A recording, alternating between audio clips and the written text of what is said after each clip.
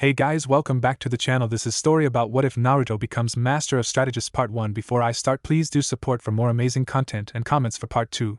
Do consider to subscribe my channel and share my video to your friends and check out the description as well. Let's start the video. Few things can strike fear into the heart of a true warrior. What frightens them is a mark of what truly separates the novices from the experts. You ask a novice, and you'll hear them list off the names of a dozen or more notorious jonin or nukenin from various villages, and occasionally someone from their own village with an infamous temper. The likes of Uchiha Itachi and Momochi Zabuza are among the top listed, for obvious reasons. Behind them you'll occasionally hear Sasori of the Red Sands, and outside Konoha, you'll hear tales of Hitaki Kakashi. Few of them ever list the acting Kage, of course, as they're essentially benched. Otherwise, they'd still be raving about the professor, Sarutobi Hiruzen. If you ask any of these novices why they're afraid of these ninja in particular, they'll either speak of their vast list of achievements or destructive capability. The experts are those that know why these ones are frightening and why there are others that could be far worse. Stealth, versatility, and misdirection. Every year, countless novice shinobi join the ranks expecting to get by on overpowered techniques and combat prowess. These are the ones that forget what shinobi are meant to be. Ninjutsu are powerful, but their versatility is far more important, and the greatest of ninja must be able to utilize it to the fullest of their capability, either by mastering and expanding a small range of all-purpose techniques or becoming adept at so many that your move pool is bottomless. What is most terrifying of these true masters is that some of them can go completely unnoticed, just waiting to untap that potential. An exploding tag under your feet just waiting for a spark. The most fearsome are the ones that have yet to ignite and are given a chance to. Of course, this is a capacity that few ever develop, and fewer ever maintain. What's rarest of all is those who are born with this capacity, and carry it as a core aspect of their being. Usually, those few miracle children are easy to recognize, but for all the wrong reasons. Naruto, the hell did you do this time? Hiruzen rubs at the bridge of his nose with his wrinkled, arthritic fingers. Upon opening his eyes once more, he's almost blinded by the child's ear-to-ear grin. His spiky blonde hair and random patches of his face and black t-shirt are all stained by various colors of paint ranging from neon green and pink to his favorite kill me orange. The vast number of stains marring the visages of three of his favorite Umbu now standing behind the boy almost makes him crack a smile. Professional apathy be damned. The boy in question just chuckles as he tries to ease away from the assassin currently gripping the back of his shirt collar. Well, this paint cannon trap was supposed to be for that arrogant prick Tsurugi on his way into work this morning. Hiruzen raises a brow and leans back in his chair. Tsurugi Kaneda? The grocer? Why exactly was he your target? Naruto grunts and drops his smile. He's been doubling his prices on me. Figured I'd pay him back by ruining a good set of clothes and making him miss a day's sales. Hiruzen makes a mental note to visit Mr. Tsurugi personally later. Alright, and why exactly did you and these Umbu get caught in your trap? He scratches at the back of his head and averts his gaze. They caught me fleeing the scene of another prank I pulled on Genbi-sensei at the academy that may have been a bit more dangerous than I thought. How would I suppose to know flour was that flammable? Well, that explains the small explosion at the academy earlier. Not much damage, just a little paperwork, and a teacher he intended to fire got burned. Hiruzen waves for Naruto to continue. Oh, right, well, they chased me a good distance, and I lead them all the way to my trap, which sadly, wasn't triggered properly when Tsurugi team got to work. But I figured it'd slow these guys down, maybe blind them or something. But I had to trigger it myself to do that, so I got caught in the blast. Hiruzen nods faintly, turning to his crystal ball and gazing at the alley behind the grocers. The paint spatters on the opposite wall to the tampered dumpster turned into a hidden paint cannon provides a clear outline of the young ninja in training and the three Umbu. And how exactly did you get the supplies to build something like this? Or even learn to build it to begin with? Naruto snorts and chuckles at his own ingenuity. You wouldn't believe what can be done with what most people throw away. Old paint cans or colors they don't want, old pipes, air tanks they think are empty left over from old folks dying, and that's just the kind of stuff I used for just this prank. Though he bites his lip faintly. Some of it may be stolen from stores that kicked me out, or overcharged me. Silence falls as Hiruzen lets the details sink in. A self-taught, mechanically wizened prankster capable enough to catch Umbu in one of his larger, more complex traps. If the paint had been poison, acid, or even just kunai, he had no doubt all of them would be dead right now. That kind of efficiency and the rarity of this gift cannot be squandered.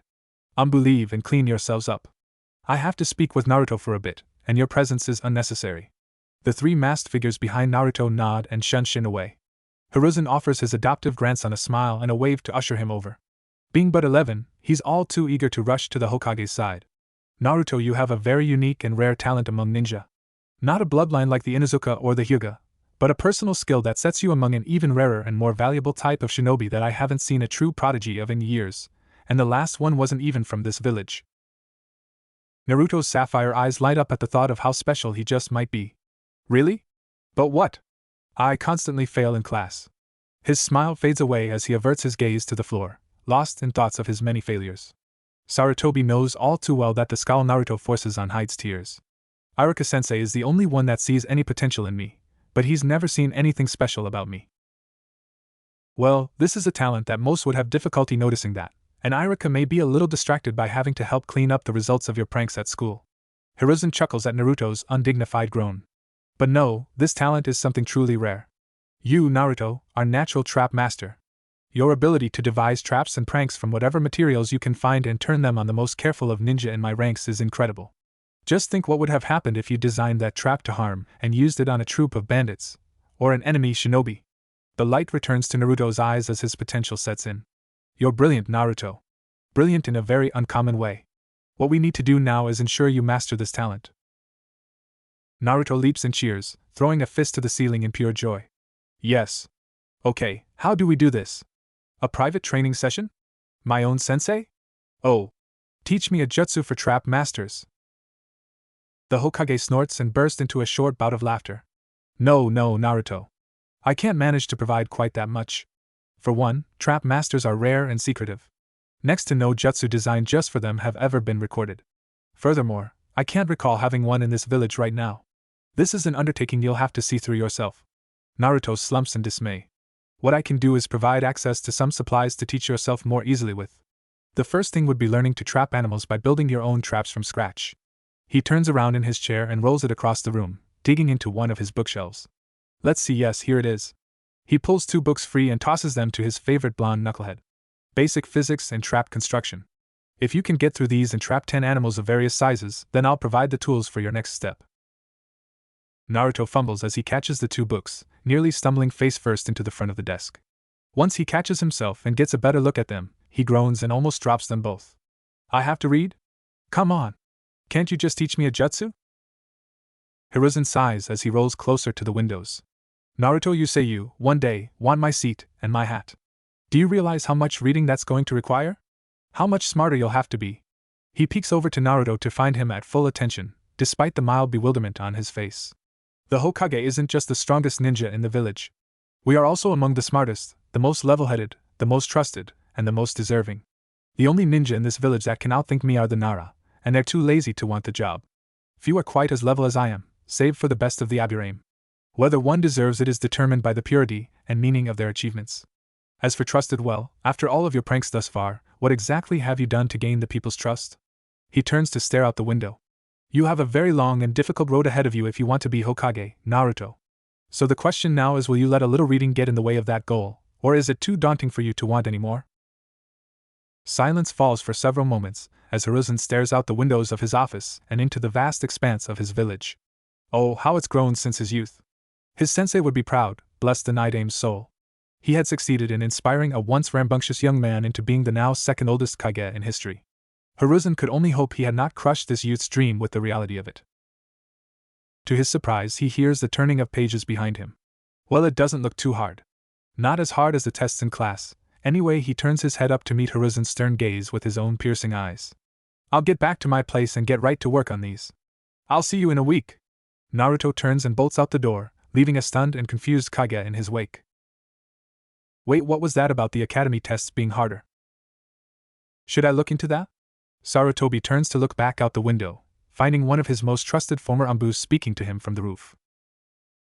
Of course. Get Iruka to assist you. I'm certain he's not involved, and he'll be eager to help nail the culprits. I shouldn't have to tell you to be discreet about it, but then again he sighs and rubs his temples. Most of our ranks seem to have forgotten what stealth is. Only the Umbu and Genjutsu users seem to have a grasp on it anymore. I suppose you're right. The silver-haired Jonin out the window closes his book and stashes it away. I'll be right on it. And I'll be sure to keep track of Naruto's progress for you, while I'm at it. Hiruzen nods and turns away, knowing Kakashi's already gone by the time he opens his eyes again. They quickly fall upon the paintings of his predecessors, and the lost successor. He's so much like you both. Your drive. Your passion. Your potential. I hope you're watching, he grins. Big things are in his future. I'm sure he'll make us all proud. Back in his ramshackle apartment, Naruto digs through the first few pages of his physics book to start off, with his trap-making book open to a diagram page off to the side.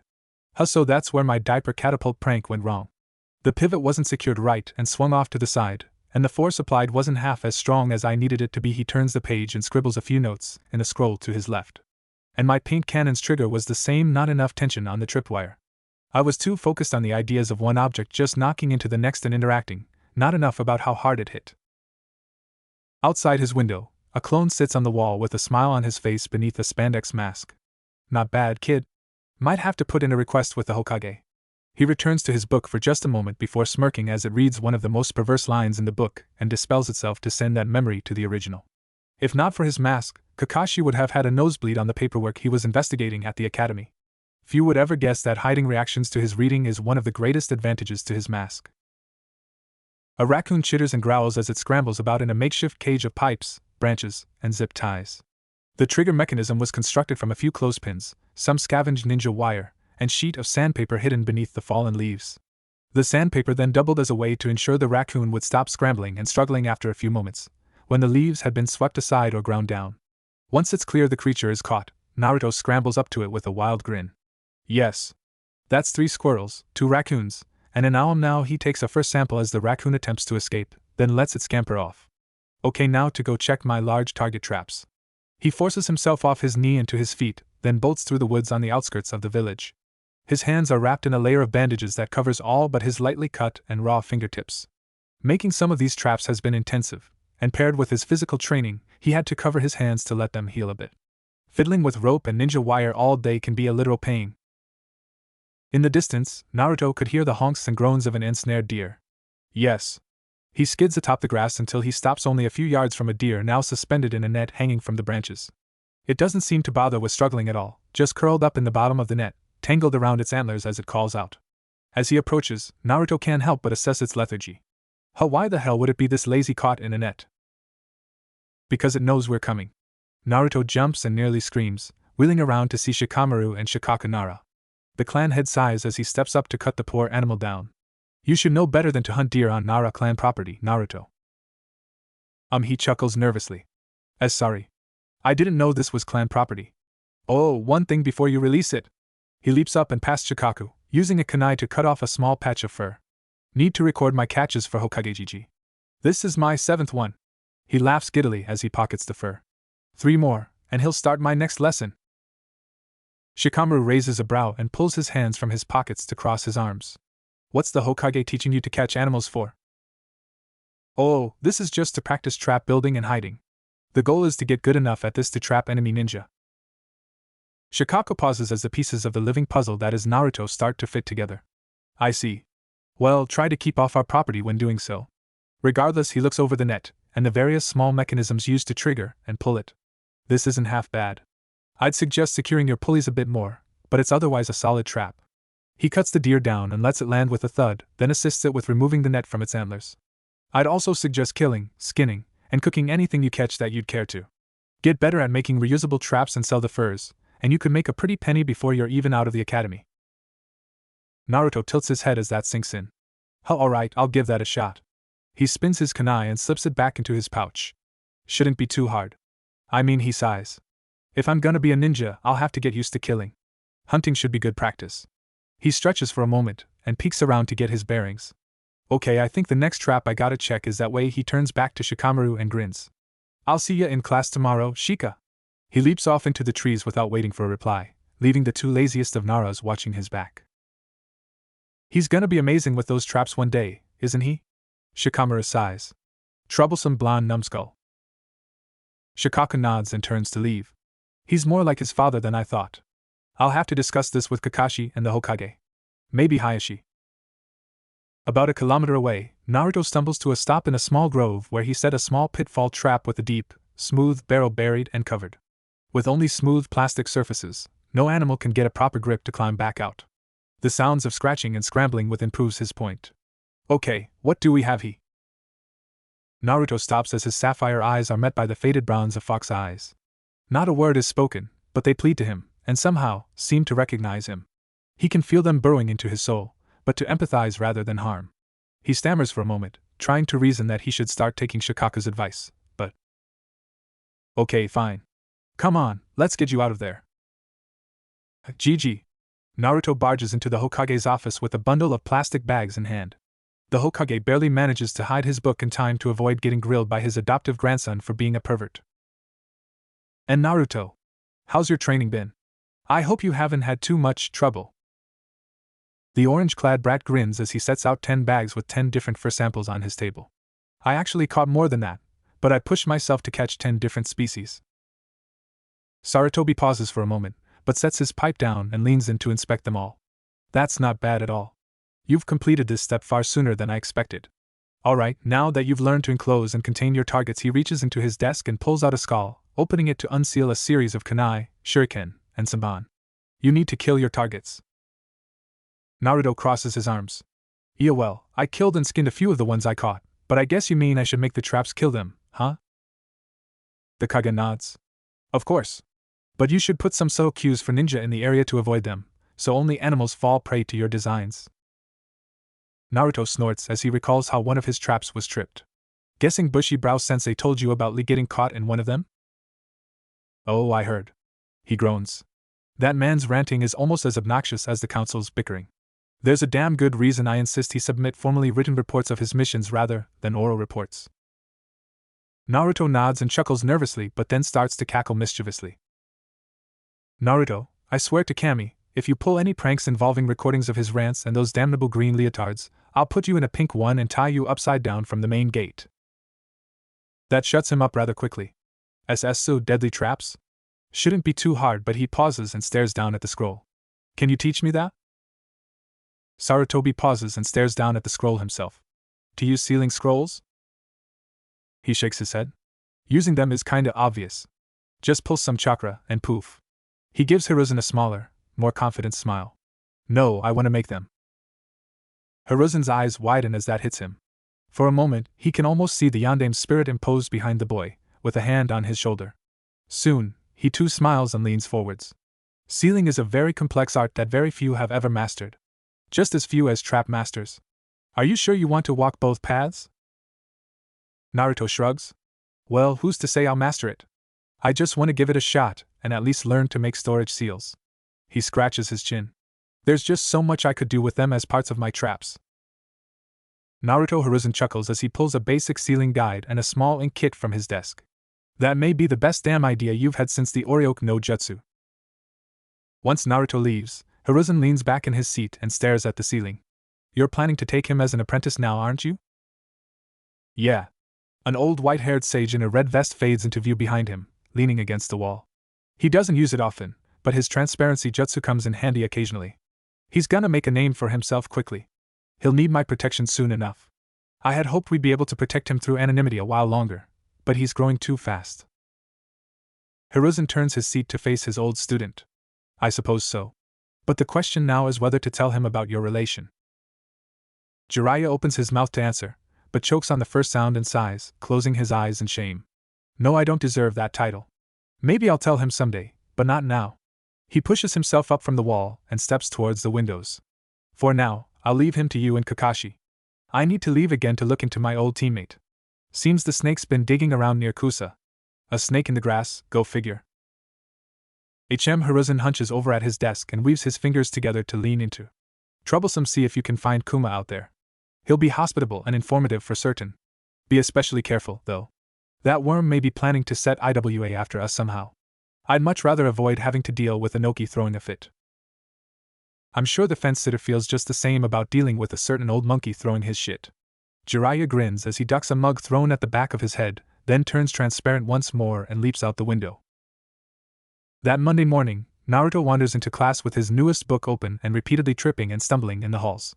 With his nose nearly buried into it, he barely even notices all the weird looks we receives from fellow students on the way into his classroom and up to his seat. He even manages to trip on 2 of the steps on the way up. Ino whispers over to Sakura. What's up with Naruto? I've never seen him read this much. Hell, I don't think I've ever seen him read. I don't know. Sakura raises an eyebrow. Is that a book on sealing? Why would he even be interested in that? Shikamaru just smirks at the back of the room and keeps his silence. They'll learn eventually. Sasuke doesn't even bother trying to consider whatever Naruto is up to for more than a few seconds. It's perplexing, but not worth his time. Hinata, of course, is taking in every detail of the young blonde's expression as he passes. She's never seen him so focused or bold, and it's rather intimidating, but it still manages to make her heart skip a beat. Iruka is just as attentive as Hinata, but obviously for very different reasons. He's known Naruto for years now, and slowly come to see him as a little brother. He knew Naruto was training to use his traps more effectively, but he never could have predicted him taking it so seriously. It's an entirely new and chilling side of Naruto that reminds him all too much of his childhood idol, Minato Namikaze. But the oddest thing is that Naruto has never expressed his brilliance or calm demeanor. But then there was all the evidence that popped up last week. Iruka clears his throat to gain the class's attention. I regret to inform you all that Mizuki-sensei has been relieved from duty and will not be returning to us. There's also a few other staff members that have left with him, so things may be a little hectic around here for a while. Potential new teachers are being considered and should be arriving over the next month, along with a new curriculum we'll be experimenting with for the remainder of the year. Expect some significant changes, but don't worry too much about them. This is like a watered-down part of what it means to be a shinobi. We have to be able to adapt to whatever situation is presented to us, and he pauses and stares up at Naruto, who's still got his nose buried 10 miles deep into his book. Naruto, could you please put the book away? All eyes fall upon the blonde as he continues to read. Naruto. Iruka's eye starts to twitch, and finally, he resorts to his infamous big head jutsu. Damn it, Naruto, close the book. Naruto nearly leaps from his seat. Sorry, Iruka-sensei. I was in the middle of a pretty big sea chapter, he sighs and shakes himself out of shock before setting a bookmark at his page and setting the book away. I'll have it put away in just a second. He pulls a scroll from his pocket and uses the ink and brush provided at his desk to start writing up a simple storage seal. Everyone present watches in fascination as he completes the seal and stores his book away in a puff of smoke. Iruka's mouth falls open as he steps up to take a closer look at it. This seal, how did you get this good at making a storage seal so fast? Well, my handwriting was already kinda perfect, so that helped. Remember when I spent a month practicing my signature for when I become Hokage? Silence falls throughout the room as the bizarre fusion of sense and absurdity in that statement sets in. It takes several moments for Iruka to manage to ask Naruto another question. Why are you so focused on this, then? You never pay this much attention in class. Naruto chuckles and scratches at the back of his head. Well, Hokage gave me that book so I could learn to mix seals into my traps. At first, I had a little difficulty understanding it, but there were some notes in there by the previous owner that really simplified things. Apparently, they wanted to write a better book on it, but I guess they never got the chance to. Seems they thought whoever wrote this one was, in their words, an obtuse dunderfuck. Iruka stammers incredulously before pulling the book from the scroll and opening it to take a look. Lo and behold, the book is full of notes in the margins and some sections that seem to just be covered in whiteout and written over. Worst of all, he recognizes that handwriting. It was on many of his paychecks in his earliest days as a shinobi, over 12 years ago. He slowly closes the book and seals it away once more, handing the book back to his favorite student. Okay, then he stumbles down the steps and back to his seat. Well, class, how about, while the curriculum is being redesigned and our next steps are uncertain, we cover some more recent history? He returns to his seat with a smile. Today, we'll be discussing Namikaze Minato, our Yondaime Hokage. Later that afternoon, once Naruto had gotten out of class, he wanders towards the woods on the outskirts of the village once more to seek out his latest traps and whether he'd succeeded with any kills. On the way, he receives the usual slew of glares and mutterings of demon and fox brat. As usual, he does his best to ignore them and focus on his own goals. That's been getting a little easier to do, with so much to focus on lately, but it's also getting easier for him to reason as to why they call him such things. Little did Iruka know, Naruto did pay attention in that lesson today, and a few things stood out to him right away. First of all was that Minato was a seal master of the highest caliber. That got him kind of excited about his new career path, considering how much more like his idol it would make him. Second was that the Kyuubi was killed and Minato died on his birthday. Of course, there's also the use of foxes as nature's tricksters, a myth he always felt he could relate to, and lived up to as well. Ever since the Kyuubi's attack, foxes have been hated here, and often hunted by drunks and vengeful veteran shinobi. Having seen the results a few times when hiding from some of those drunks himself, he just couldn't bring himself to harm the fox he caught last week. Speaking of which, Naruto slows to a stop and sighs soon after passing through the tree line and out of sight. Peeking back, he finds that very same fox tailing him and now tilting her head as she stares him down. You're playing a dangerous game by getting so close to town around me, Yoko. He turns and kneels, reaching out as the fox kit scrambles up to him, shaking and wagging like an overexcited puppy as she nuzzles up to his hand. Settle down, girl, come on, gotta go check my work. He stands and waves for her to follow, which she gladly does, nipping at his heels as they go. Come on, don't do that. He chuckles softly. It doesn't really hurt, it's just a bit startling at first. She's too cute to yell at anyway. Eventually, Naruto stops by one of his kunai traps and sighs as he sees his target got away. The tripwire was triggered, but his firing mechanism wasn't quite strong or accurate enough. The kunai are scattered about in far too wide a range. 2 of them seem to be missing though, and a trail of blood leads further north. He sighs and pushes himself back to his feet after inspecting the scene, waving for Yoko to follow as he tracks whatever he hit. According to the fur left behind, his best guess was a raccoon. 30 yards north, as predicted, he finds the little trash panda lying dead against a tree. Unpredictably though, he finds Lee kneeling over it with Guy consoling him. He chuckles nervously as the spandex-clad duo raises their eyes to meet him. Sorry, Lee. I kinda moved up to testing lethal traps. He crosses his arms and inspects the body from afar. Really gotta work on the accuracy and firing speed, though. I wanted a quick, clean kill. Guy looks between Naruto and the raccoon for a moment before nodding in agreement. Tragic as its death is, Lee, it's a necessary stage in Naruto's training, and I'm sure he'll make good use of this one. His death will not be in vain. He sighs and rubs his student's back before returning his gaze to Naruto. As for a quicker kill, that's a good assessment. This body is still warm, but the blood trail is mostly dried. If this were an enemy shinobi, they would have had plenty of time to escape and recuperate. If they had a decently trained medic on hand, it would have been little more than an inconvenience. And that's if it even hit them. Naruto nods and kneels down to collect the corpse, sealing it into one of the compartments of a scroll in his left pocket. So, how's your training going, Lee? Lee lets off a few final sobs and blows his nose for a moment as he calms down. It's slow, but working. I'm now able to run faster than Tenten can throw her kunai.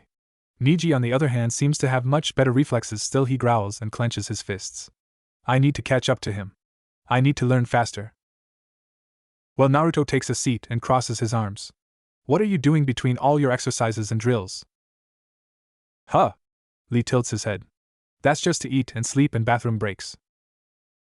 Naruto blanches at that. Okay, for one, that kind of training schedule is inhuman. Second, he sighs and shakes himself out of his daze.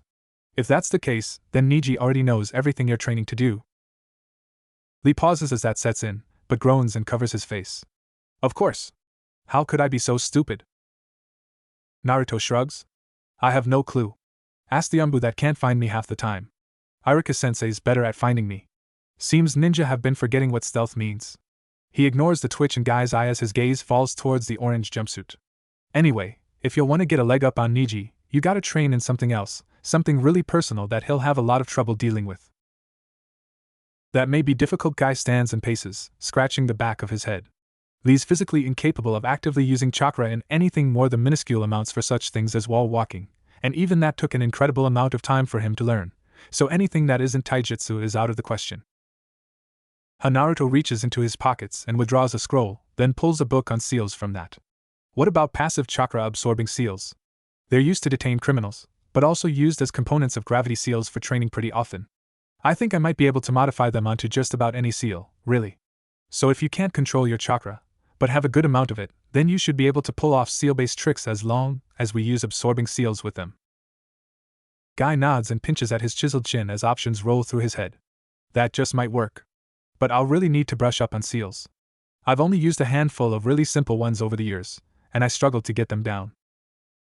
But Lee stands and arches his back, the flames of youth pouring from his eyes. I will not fail. I'll learn to make these seals myself if I have to. Yes, Lee. Your flames of youth will never be extinguished. Naruto chuckles nervously and nods. Gee, good drive, but try to keep it quiet. You don't want to tip everyone off your new moves. Best to have a few aces up your sleeve. Might want to pick up a weapon with a good reach, too. As he speaks, the impatient fox that had been hiding behind a tree nearby leaps out and into his lap. Yoko, settle down. Guy leans down to get a look at the fox. You know this one? She seems wild to me. Yeah, kinda. He sighs and gently pets the fox in his lap to calm her down. She was one of my first captures. I just couldn't bring myself to kill her. Ever since I showed her mercy that day, she's been sneaking around the outskirts of the woods, waiting for me to return every day. Guy's eyes narrow as he stares down the fox. Very smart for a wild one, but far too friendly to be malicious. I would suggest keeping her as a pet, but in Konoha he sighs deeply.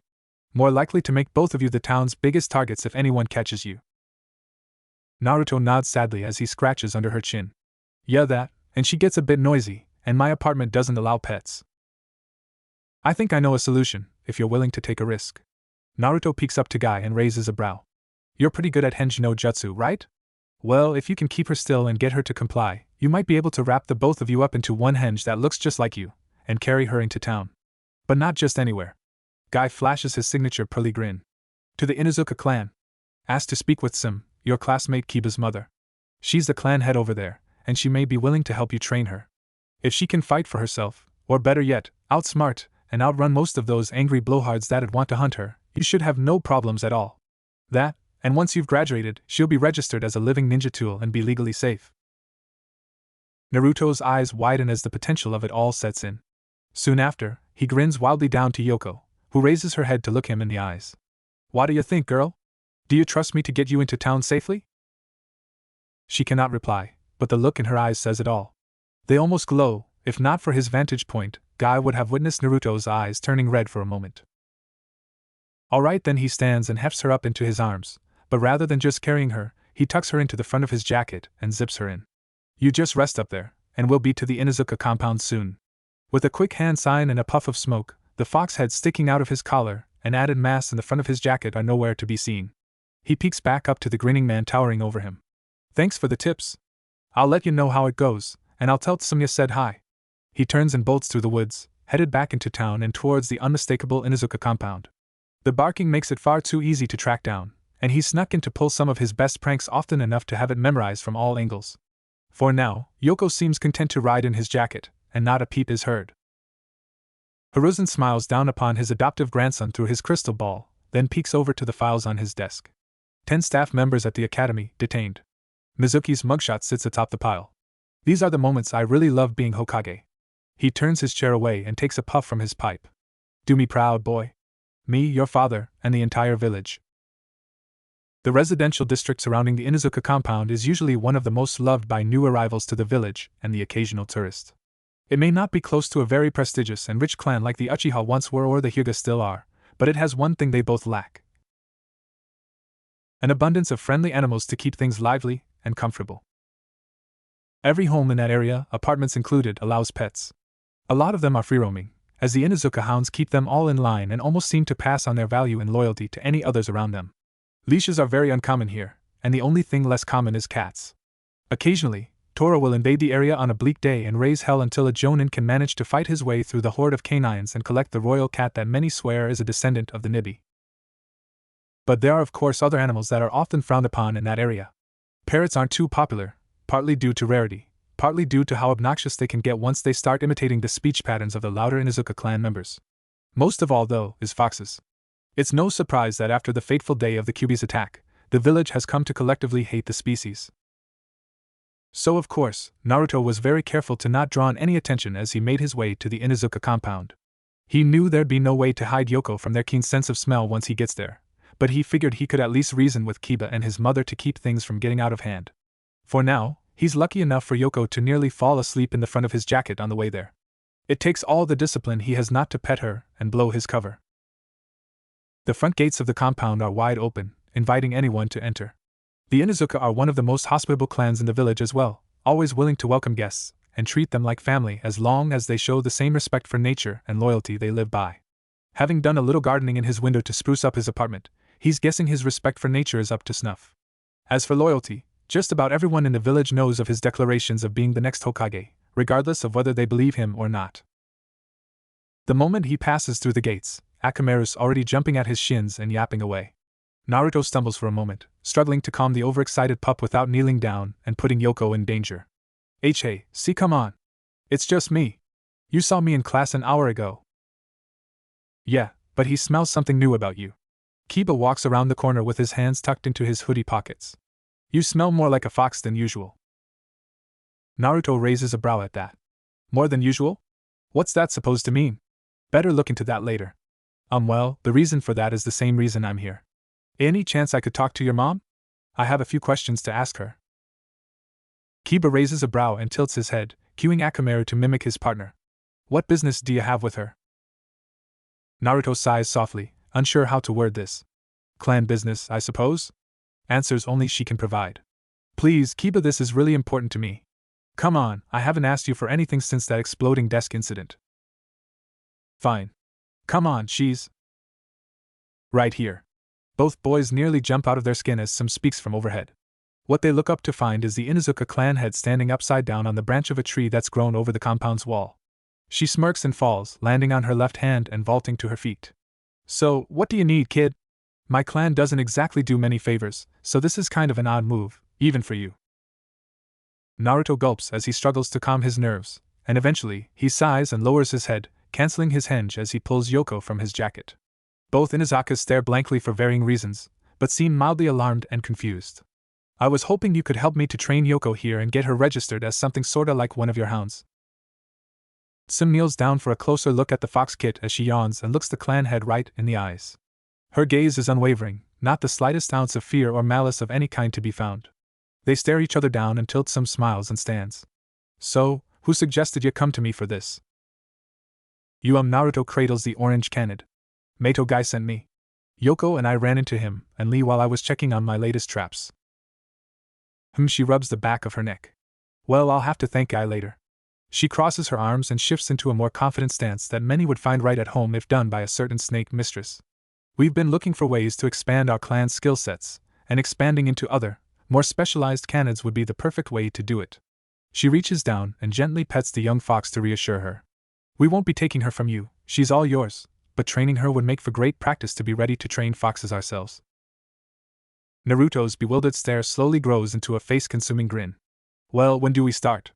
The sooner we can get this rolling, the better. Sim scratches her head for a moment and peeks back to her towering hound, looking into his one good eye. What do you think? Ready to start now? Kuramaru nods and steps closer. I'm honestly almost excited for it. I wonder if she'll be as good of a student as Akamaru's been. Naruto almost gapes at the sight of a talking dog, but manages to silence himself with a nervous gulp. I guess she's eyeing your care. For now, he gently sets Yoko onto her paws, and she turns to face him with a tilted head. Sorry, girl, you'll have to stay here for a while. He crouches and pets her for a moment. But I'll be back to see you every day until I can take you home, okay? You're not going anywhere yet. Naruto peeks up to Tsum. Your training starts now. First off is obedience training, and unless she's a prodigy, you're gonna be here for a while. Kiba lies awake late into the night, staring at his ceiling as the last few days' events plague his mind. He couldn't help it. To an Inuzuka, especially the males, the pack hierarchy is undeniable, and to change positions within it is a life-changing event. His position as being just above dead last has been threatened. He's never been the best student. A slacker, rebellious, constantly fidgeting and complaining through class until the few parts he's ever cared about, the physical training and testing, finally rolls around. In those, he excels, but even then, he's outdone. Sasuke, Shino, and Hinata all have better aim. Chuji and Naruto are physically stronger. Sasuke and Shikamaru, on the rare occasion that he applies his talents, are more critical and calculative. Now even Naruto's starting to improve in those, moving up from dead last and surely to at least the middle of the class. And where does that leave Kiba? Dead last. The omega of the pack. Lowest of the low and nearly worthless in his own eyes. It took a while for him to realize what led Naruto to catch up so quickly. At first, it made no sense to him. He'd never shown such potential before, and now he's one of the most driven in the class, if not a bit off-kilter considering he's always too focused on his own studies to pay much attention to class content. What sealed it for him was the last 2 days. First was just how much he applied himself to training Yoko. Even Kiba had to admit, she was one of the quickest students he'd ever seen in the compound. She was still shaky on communicating with the hounds, but improving fast. She could take orders like a seasoned Niken, but had the wit to judge when an order was too dangerous or misdirecting. What she lacks is the strength and size of a Niken, but that can be accounted for in however Naruto designs her personal techniques, and he seemed to already be considering it. Whenever he was on the Inuzuka compound, every moment was about Yoko. All of his training was dedicated entirely to her, for the sake of her future and safety. He found strength in having someone to fight with and for. But in every moment of downtime, Naruto was seated nearby, absent-mindedly feeding and petting her while his eyes and right hand were focused on blueprints for new traps or practicing his ceiling calligraphy. Even when he had to take a break from training Yoko, he was still entirely dedicated to one of his passions and talents. Not a moment was ever wasted. Kiba may not be the smartest, but it didn't take him long to realize that difference between himself and Naruto. He must apply himself more and stop wasting so much time on meaningless pursuits. He must find things that truly matter to him and focus every waking moment on them. Only then would he be able to catch up and not only take his place in the hierarchy back, but move beyond it and become the next alpha of the clan. But this particular night, that question takes a back seat as he listens in on a conversation between Akamaru, Kuramaru, and Yoko. The kid has learned enough now to discuss things that instantly made him question his village, his friend, and even his beliefs. Just who and what is Naruto? QB incarnate, or living prison? Danzo-sama. We have news regarding the Jinchuriki. Danzo raises his head from his desk and stares down the rude agent kneeling before him. He waves to gesture the young man to continue. Even fully clothed in umbu black spandex, gray vest, and painted mask, his high-pitched voice and stature betray his identity as one of Root's youngest agents. His training has taken a turn. He's begun to train as a trap master, and is progressing at an alarming rate. Compounded with his newfound studies into Fuinjutsu, he'll become an invaluable asset to the village. There were contingencies in place for this potential route, but we were unprepared for the second development. He has taken in a young fox as his equivalent of an Iken, and is training them as a joint effort with the Inazaka clan. Furthermore, we've recorded no less than 5 occasions thus far, in which he has gone into a trance-like state when making eye contact with the fox he now calls Yoko. The bandaged old warmonger closes his eyes and loses himself in calculations and predictions. Naruto's penchant for pranking always seemed like a suitable career starter as a trap master, something he hadn't seen in this village since his youth, and that one happened to die during the Second War, taking a surrounding troop from Kumo out with him. Having a new one at their disposal would be invaluable. As for the fox, that may require twisting Jiraiya's arm. He may be tapping into the Kyuubi's power unconsciously, or this new fox is drawing it out of him somehow. The Biju have been known to congregate with their own kind when loose, and previous Jinchuriki have had affinities for species connected to their beasts.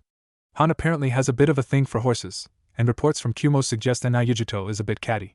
For now, the fox is a wild card, but not one to be avoided. There's few times that a joker is a good card to hold on to, but Naruto has proven to turn odds in his favor frequently. But those odds must not be allowed to sit.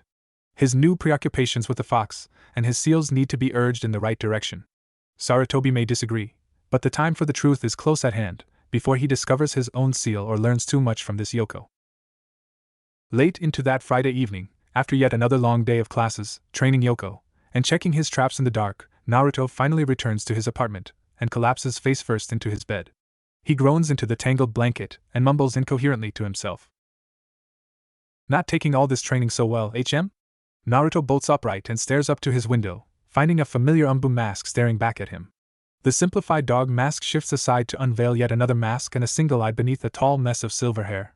Konbanwa, Naruto. Been a while, hasn't it? Naruto stares for a moment, but sighs and sits up. Hi, Inu-san.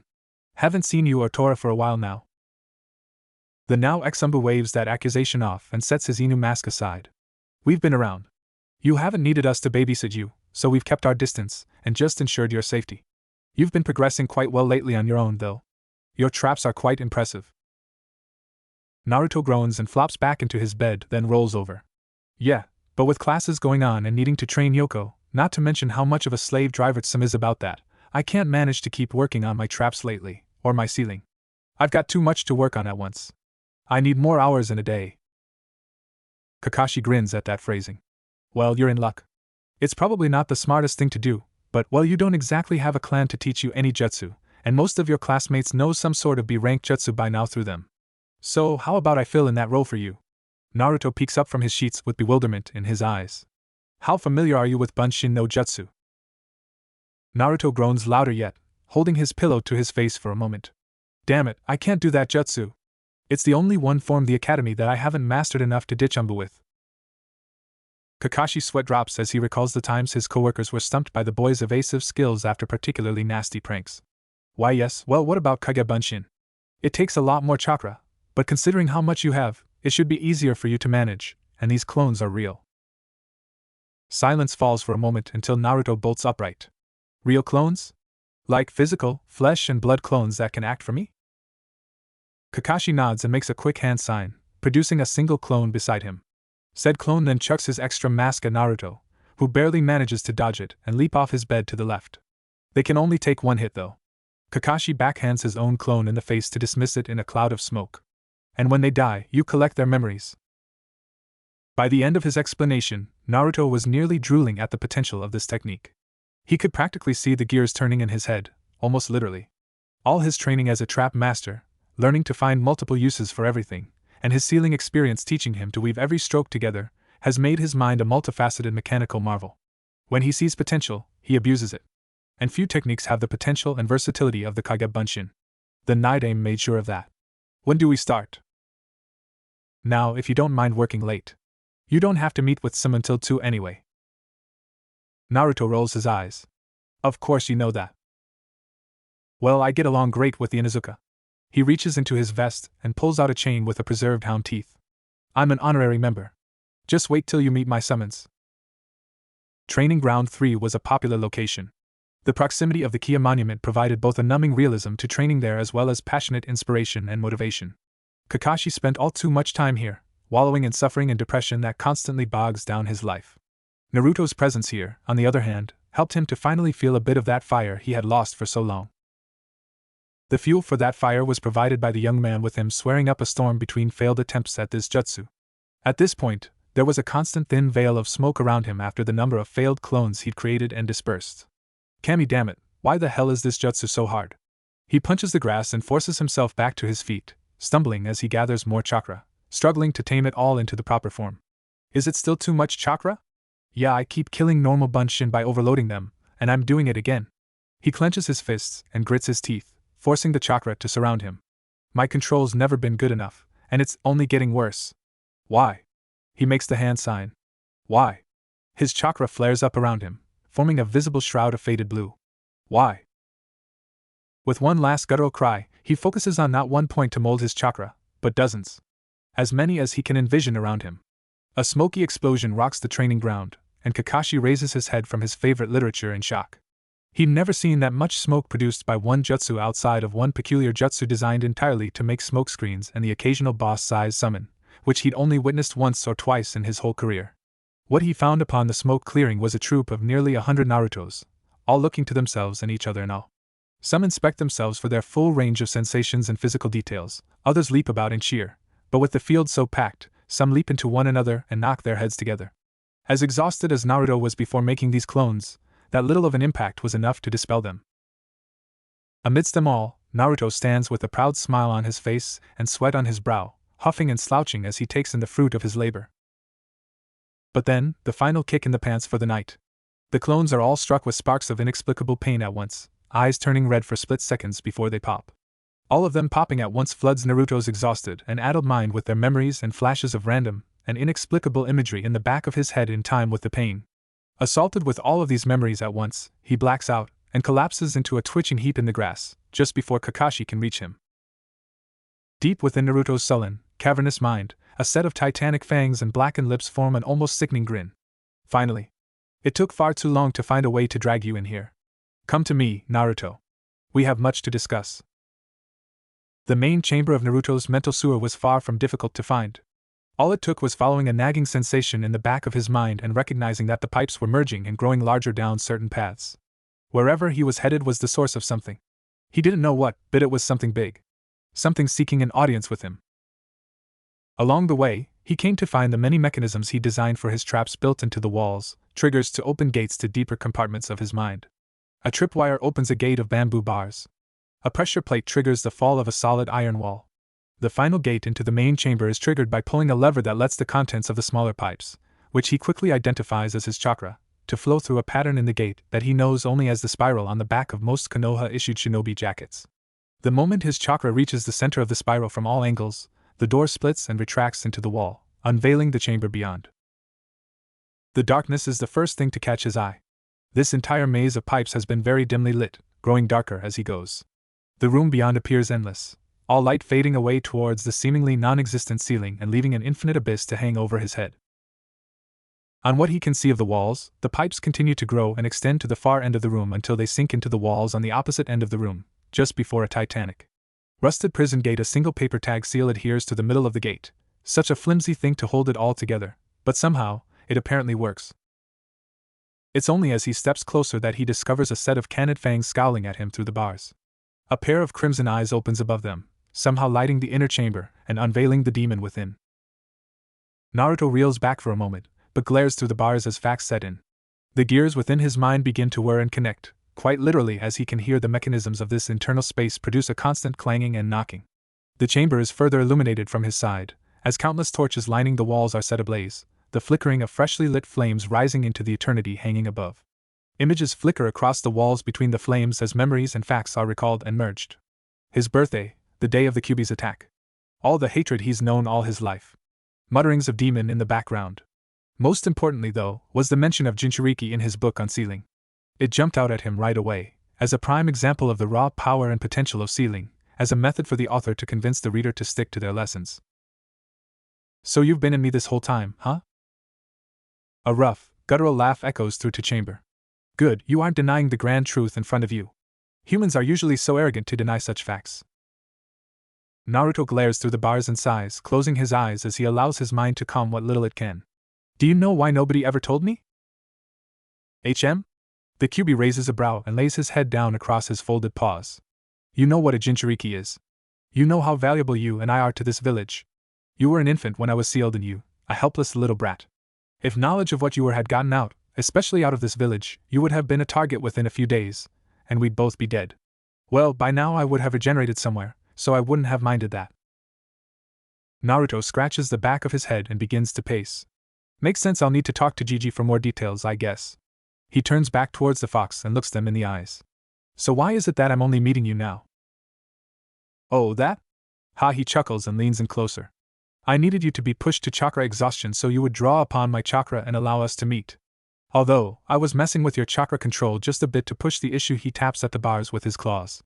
Now that you know I'm here, it shouldn't be too difficult to make your way back, if you learn to meditate and detect my chakra. Ask the old monkey about that. He may be an obnoxious human, but he's one of the few who've earned my respect without getting to the top of my to-eat list. Naruto snorts at that and nods. I'll be sure to tell him that. For now, though, he pauses and stares down at the floor, willing one of the stone tiles to raise and give him a seat above the water. Once seated, he crosses his arms and starts to inspect the fox from afar. Why are you so willing to help me when my death would free you? Well, the fox grumbles and closes his eyes, debating on how to answer. You intrigue me. You aren't blaming me for the hate you've received. You aren't a clueless fool who jumps to conclusions. You actually have some promise as a warrior, and one day, may be strong enough to keep up with my brethren and I. So, for now, I have no desire to see you die. For now, I'd much rather watch from within you and see just how far you can go. He slowly turns away from the bars to nap. Just be careful who you tell, of course. That cycloptic fool who's training you knows already. You're allowed to tell whoever you want, really. I'm your burden to bear. Just don't be stupid and tell someone who would kill you on the spot. That said, Naruto could only nod as the world around him slipped away. It felt so similar to losing consciousness, like being within his mindscape was just another form of it, and he was slipping back into the waking world. What he finds on the other side is that only a few seconds have passed, and Kakashi was in the middle of kneeling to pick Naruto up and carry him home. He bolts upright and stares into empty space for a few moments before lifting his shirt and glaring at the fading seal upon his stomach. Did you just kick me out of my own head? Oh, it's on furball. Next time I get in there, I'm interrogating you until your fur turns gray. Kakashi's only visible eye widens almost comically. Naruto, how do you know about the fox? I talked to him. Naruto stumbles to his feet, swaying for a few moments as chakra exhaustion continues to throw him for a loop. Ugh, why the hell did he have to be so rough with knocking me out? I would have preferred worse chakra exhaustion from another 2 hours of this over the headache of so many clones popping at once. Kakashi's eye narrows as he begins to analyze what he saw only seconds ago to him. I see, so your clones were in pain because of his chakra. It would make sense. Biju chakra is, according to some reports, paradoxically both toxic and healing. For a clone that cannot heal in a body unfamiliar with actively using that chakra, the toxicity would be the only effect, and they'd burst right away. That's how it works. Naruto takes out a notebook from his jacket pocket and writes a few things down. Would explain how fast I heal. I'll have to ask Gigi about how to build up an immunity then. He sets his notes away and leans against a tree until his head stops spinning. Okay, I should get back to my apartment and sleep finally. I shouldn't have trouble with making clones when the furry jackass isn't messing with my control, so I'm done training anyway. Kakashi nods and ruffles Naruto's hair as he passes. Should I report to the Hokage and tell him what you know, or would you like to approach him yourself? I'll do it myself. Naruto starts to stumble away, but Kakashi just barely manages to catch the soft smile on his face as he passes. Though his head hangs in exhaustion, Kakashi knows all too well that that is the face of a man all too proud of a hard day's work. Without a word, Kakashi disappears in a gust of swirling leaves. Though out of sight, he watches Naruto all the way to his apartment, and only leaves once the blonde's snoring can be heard through his windows.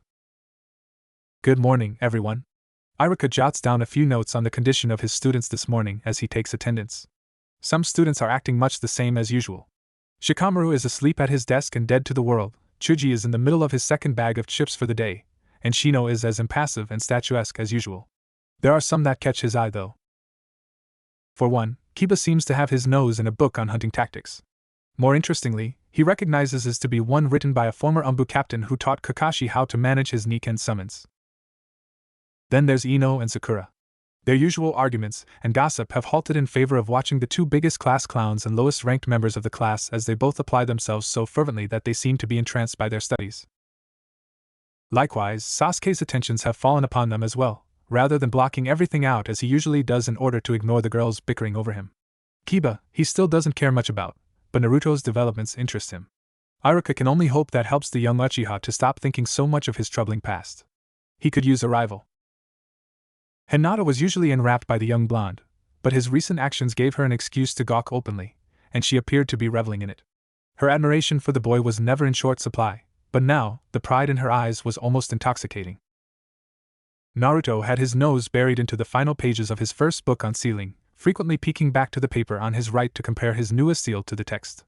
As he places the last stroke, in his endless confidence, he slams his hand onto it and pumps the seal full of chakra.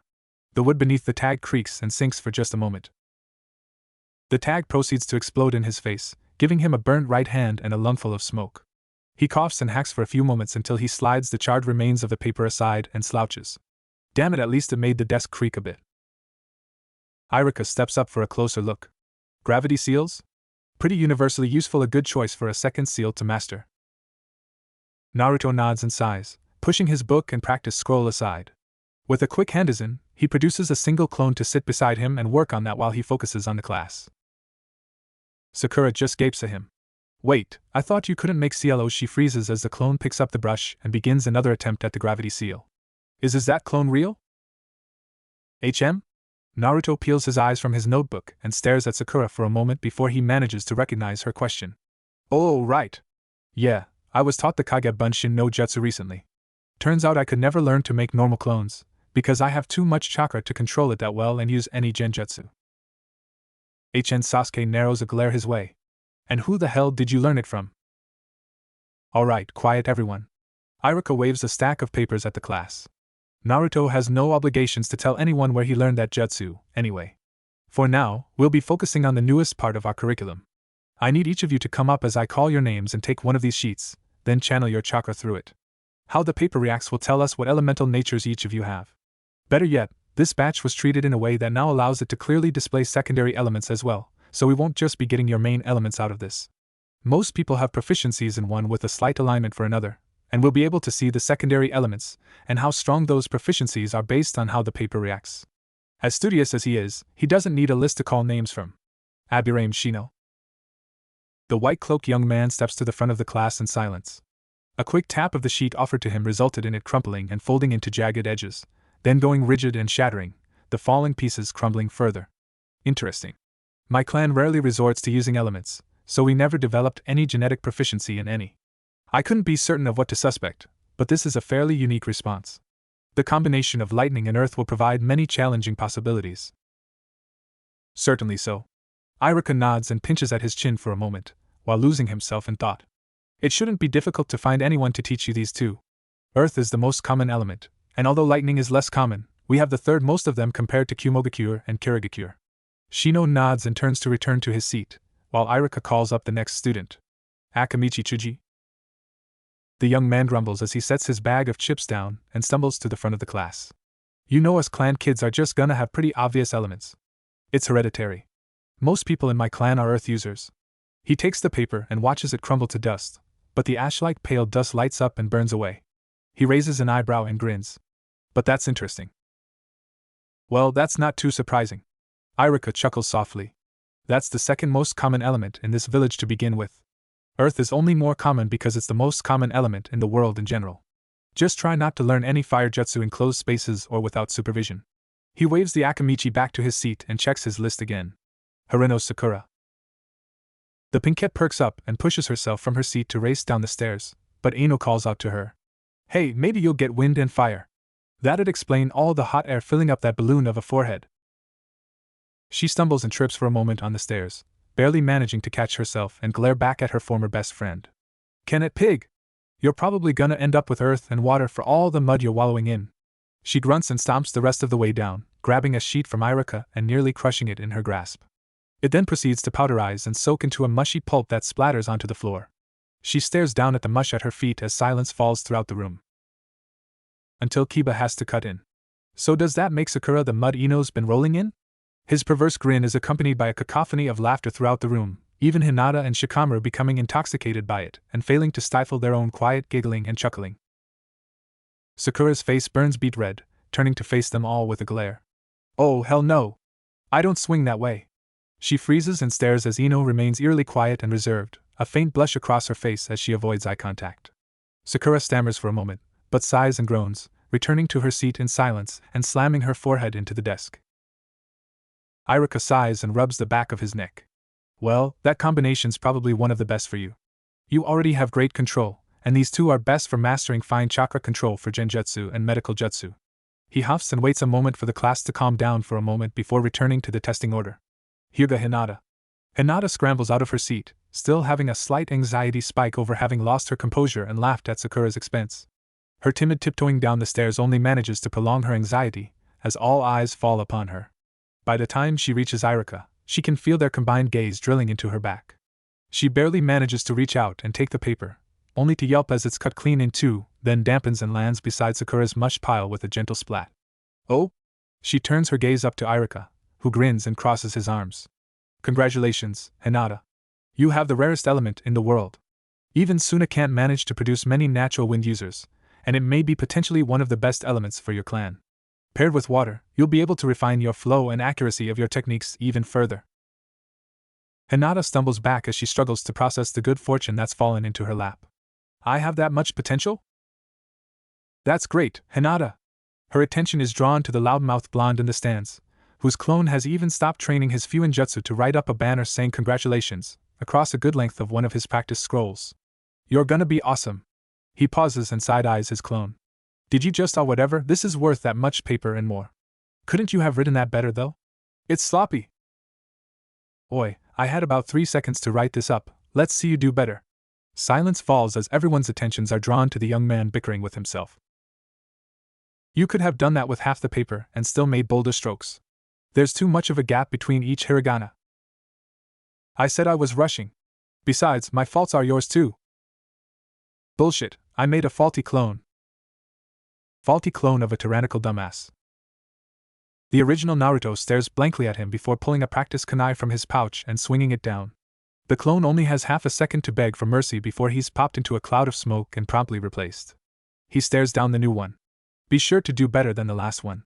He finally looks away from his clone and around the room, finding all eyes on him, some annoyed, some amused, others just confused. He chuckles nervously and scratches the back of his head. Sorry my clones get mouthy. I think it's because they're temporary and have no survival instinct. Shikamaru raises a brow at that. That's even dark for me. Ino gives Shika her death glare. Did you just? Alright, settle down, everyone. Irika sighs, rubs his temples. Of course Naruto would find a way to turn something so impressive into something annoying. It did provide Hinata with a good distraction so she could return to her seat in peace, though. Alright. Inuzuka Kiba. About time. He chuckles and saunters to the front of the class with his hands in his hoodie pockets and Akamaru half asleep atop his head. Mind if we test Akamaru while we're at it? He can channel chakra, so he should be able to. Oh? Irika pauses and pinches his chin again. Interesting, alright, I've got a few extra sheets. He hands one to Kiba first, who grins as it crumbles and burns. Interesting. Iruka kneels to inspect the remains. Although your elements are the same as Chuji's, your proficiencies are more balanced between the two. The paper didn't crumble as finely as Chuji's did, and the flames were hotter. I'd say the ratios come down to around 3-1 for Chuji, and 3-2 for you. That's so? Huh. Well, I'm sure I can work with it. He peeks up to Akamaru and holds a second sheet to the silent pup. He lets off a cheerful yap before biting the paper and watching it fold and crinkle. And looks like you're lightning, bud. Hell yeah. He stares for a moment as Akamaru takes a bite out of the paper and mumbles something in his clan's canine language. And apparently this paper is surprisingly sweet. Huh. Snorts and laughter break out throughout the room as Kiba sighs and walks back to his seat. Shikamaru Nara. The laziest ninja in the village, save for maybe Izumo and Kotetsu, aka the gatekeepers, makes his way to the front of the class somehow even slower than the anxiety-stricken Hyuga.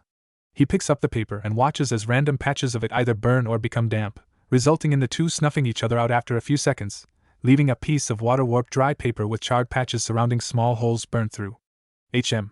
So I inherited my mom's water, huh? Weird, I never took after her much. Guess this is something she'll be proud of. Troublesome, he sighs and walks off with the paper as evidence. She's probably gonna slave drive me into learning a water jutsu by graduation now.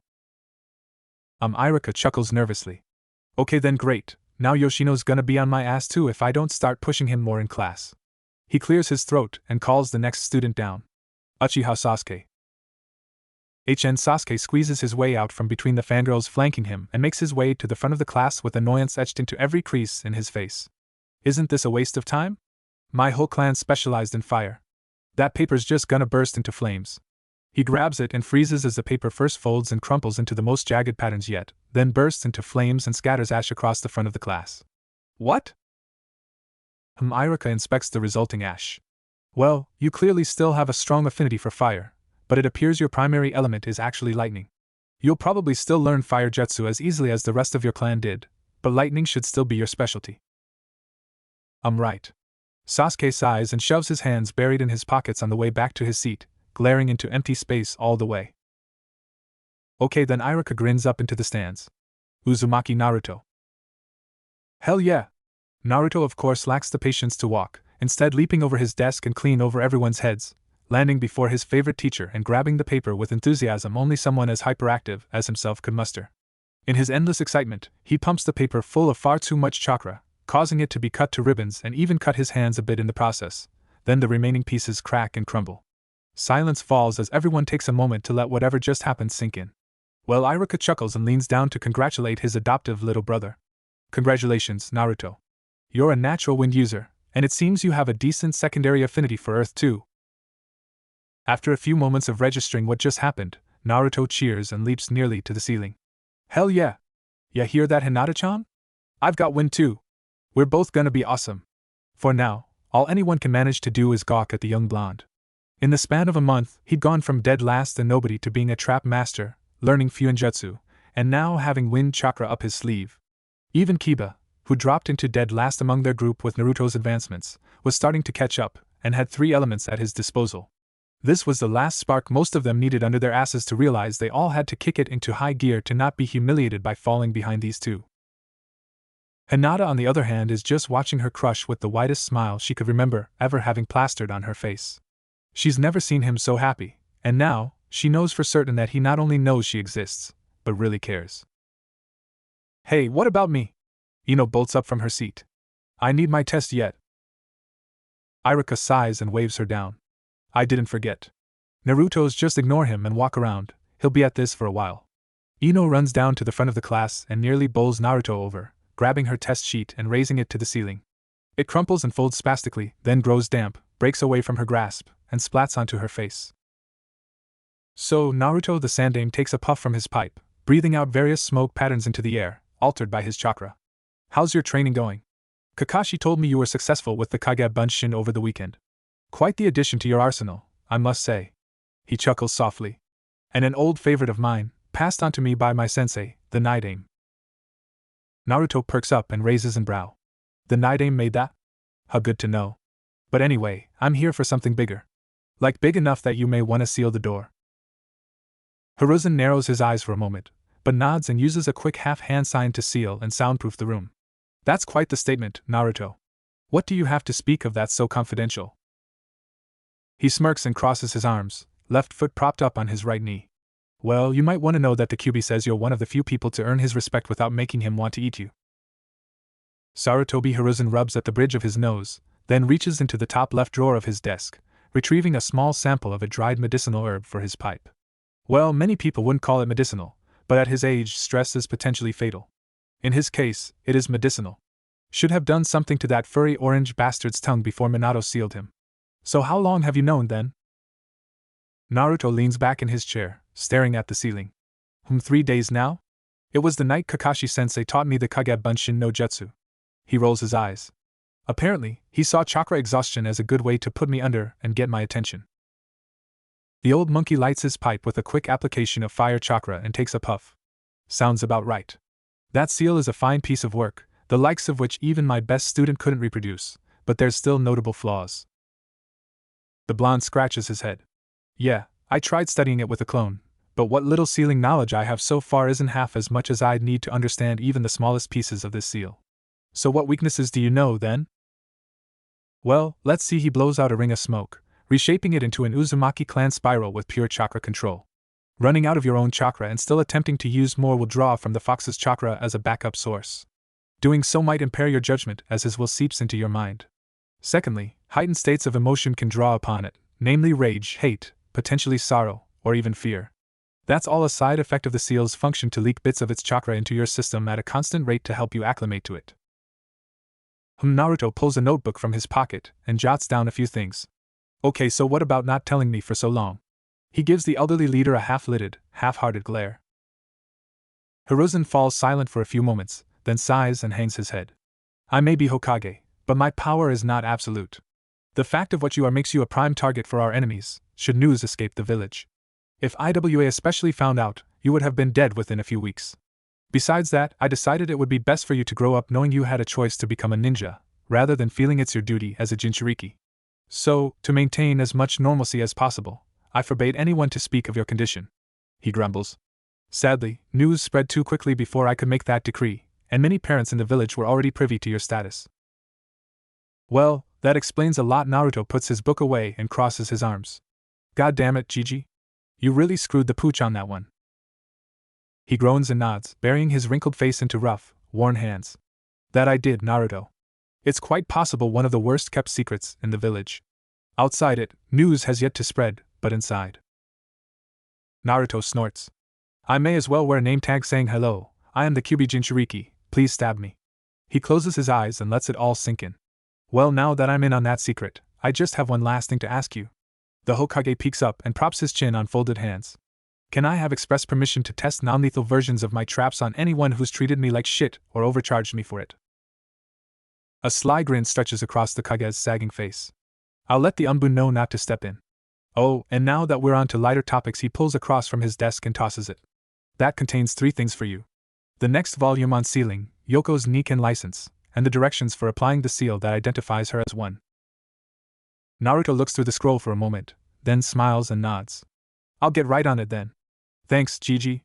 He rushes out of the room and nearly jumped down the entire flight of stairs, leaving Hiruzen behind seemingly alone. You may have to speak to him sooner than you'd planned. A sigh comes from behind him with no discernible source, until an old white-haired sage in a red vest fades into view. Maybe.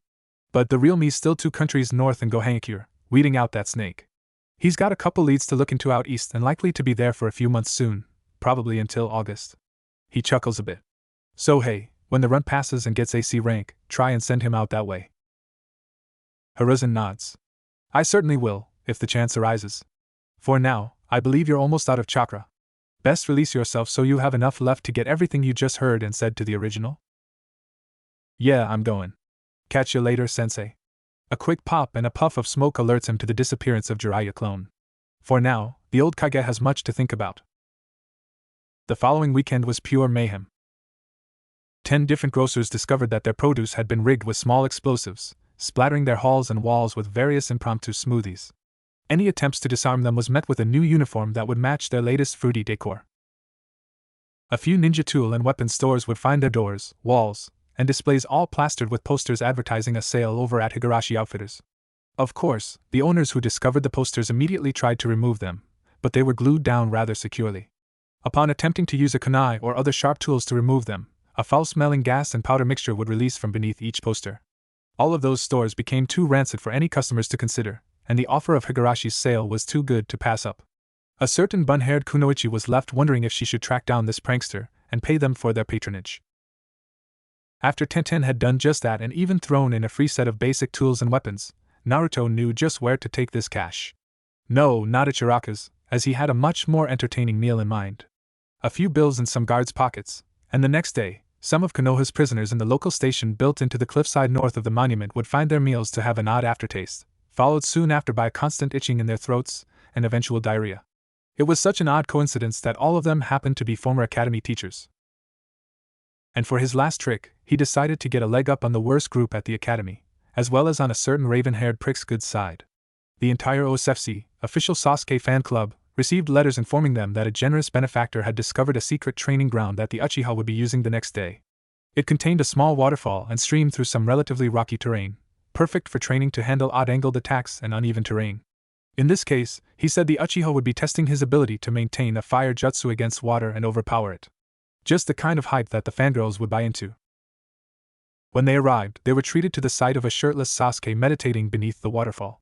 They all watched from afar for a few moments, and as soon as Naruto was certain they were all gathered, his clone changed its henge from a shirtless Sasuke to a speedo-wearing, oily, fat version of Elder Hamura.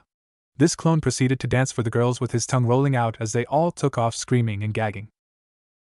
What none of the fangirls had realized was he had clones in the trees taking photos of every moment of their horrified expressions and desperate attempts to escape, which were handed off to Sasuke as payment. He cherished them for years.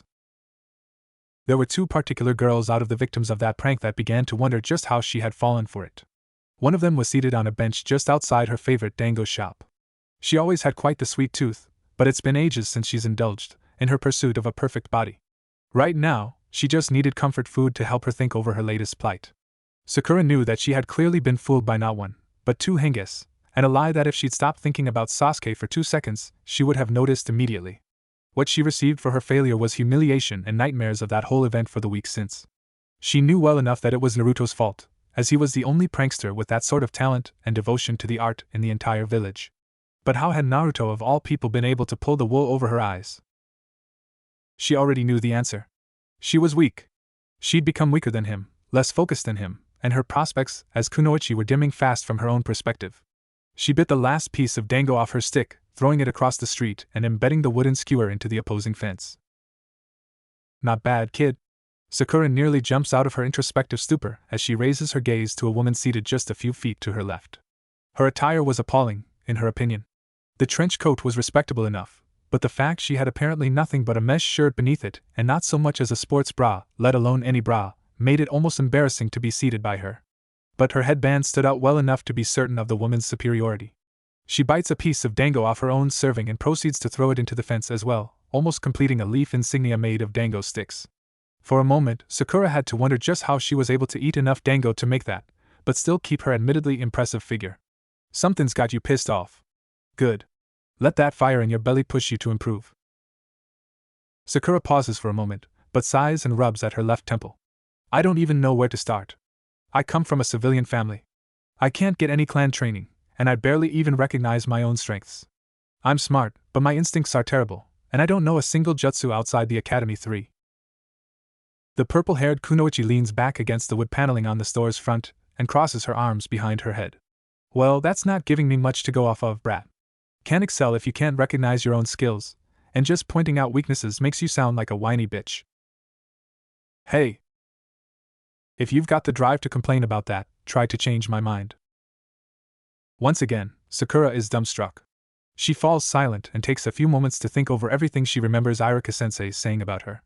Well, my chakra control is apparently the best in the class, and I'm a balanced water and earth chakra user, though I haven't trained in either. Well, that's plenty to start with. Enko grins and finishes her last bit of dango, finishing the center of the spiral on her makeshift Konoha symbol with its stick. You're lucky you found me in a good mood, kid. I'm best friends with someone who's great with genjutsu, and she even happens to have a water affinity. She stands and stretches, nearly exposing her ample assets in the process, but somehow her coat manages to keep her legally decent. Turns out, that's actually part of a chakra control exercise she uses to keep her coat attached to her chest at all times. She'll find you. Kind of impossible to miss that hair. Just keep an eye out for red eyes, and you won't miss her either. Enko walks off with a usual sadistic smile. I'm sure we'll meet again, Pinky. Kick some ass out there. Prove Kunoichi can kick just as much ass as the best of the boys. Sakura could only watch in shock as she left, but soon, her eyes narrowed and her will became steel. A fire was lit in her heart that boiled her water chakra. Her inner self was already on a verbal self-aggrandizing tirade of epic proportions. Ino, on the other hand, was already hard at work. Her nose was buried deep in a neuropsychology textbook she'd taken from her father's study, agonizingly memorizing every detail she could. Beside her was another scroll on lightning chakra application theories. She didn't hear her father enter, looking for the book and scroll she had taken without permission. She didn't hear him leave either, with a smile on his face as he considered the potential his daughter has just stumbled upon. For once, her impulsiveness paid off, and he couldn't bring himself to berate her for seeking to better herself, especially in such a surprising manner as this. For some time, he had been worried about her career as a kunoichi. Now, he felt he had little to fear at all, besides whatever monstrous jutsu she would develop. Shikamaru sat in a meditative state on his back porch, a leaf in his hand. Any civilians to see him would just consider it his usual laziness, but Shikaku and Yoshino Nara know better. Beside him were scrolls on both fire and water chakra theory, so either of them could be certain which element he was attempting to influence the leaf with. Would it burn to ashes in his hand, or saturate with dew and drip? There was nothing thus far, but neither of them expected any progress very soon. Elemental composition training is always a taxing process. What neither of them knew was that he was currently sitting on the evidence of his success, one burnt leaf and one wet leaf now stuck to his ass, while he used this opportunity to nap. Shikaku suspected it, but he loved the brilliance too much to spoil it. The other recognized genius of the class was finding himself a bit hard of breathing. He takes a moment to test his hands, flexing them and finding them to feel the muscles beneath in motion. With it, he felt his newest hive respond with a gentle buzzing. Settle down. I know, you are not yet acclimated to your new diets. Rest assured, you will thrive with it. He clenches his fist and feels a current run through his arm. As will I.